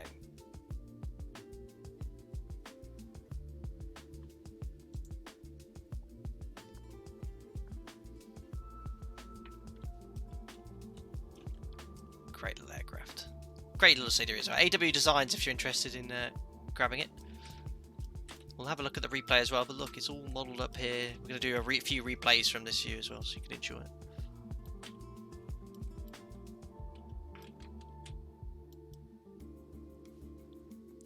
I think you got it, guys. Magnetos is the correct answer. The ignition system on a piston engine aircraft. We have Mariana.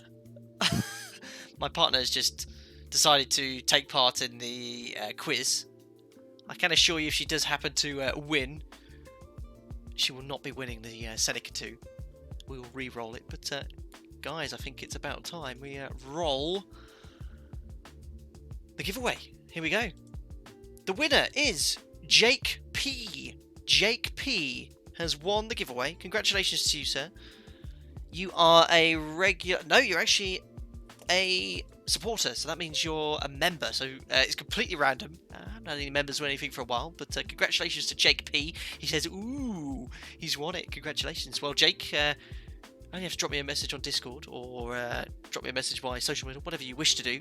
Again, just make sure you show me it's your profile. You have won the Seneca II. You can fly around in your 70s themed aircraft all over an X-Plane 11 or your preferred simulator, and I hope you enjoy it. Congratulations. There we are in St Barts. Congrats, Jake, you got it. Would love a new Seneca. Well, there's a Seneca 5, which I think is a little bit newer on the Carenado side, but all that garment stuff really scares me. I love flying with the needles and gauges. Right, well, anyway, let's end this music here. And I think it's about time we go and watch the replay. So let me find my Streamlabs thing here. Let's now play the funky music. There we are. We'll look at the replay. Well, actually, let's not just do the replay. I want to do the fly past as well, because that was pretty cool.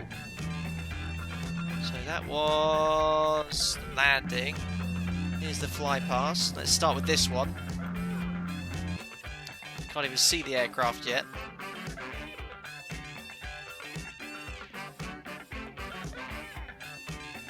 So if you were just here on the grass, amazing. Got a tad low. I want to do that again from the famous point as well. So let's have a look at a replay as if you were watching it right at the top of the hill here. Let's just pause it there. Oh, that was a perfect spot. Just imagine this. Crazy. 170 knots, wasn't it? 160, 170 knots?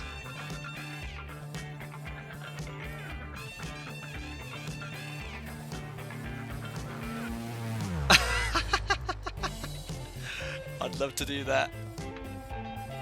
And we need a nice braking turn, look. Let's do it from the tower view. Gotta chill out and have a bit of fun, guys. And nicely levelled off, hopefully at the circuit altitude. Amazing. Well, let's have a look at that butter. Was it minus 20? Won't pull off many more of those. Let's go from around here.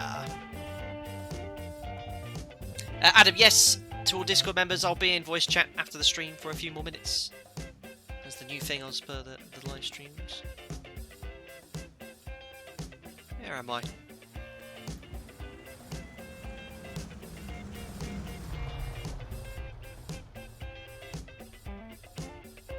Oh, superb.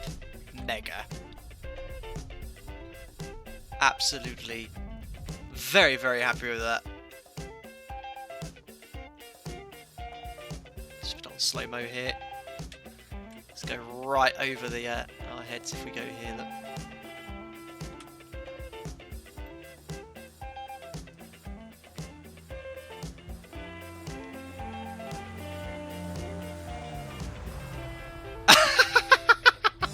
Hello, you two.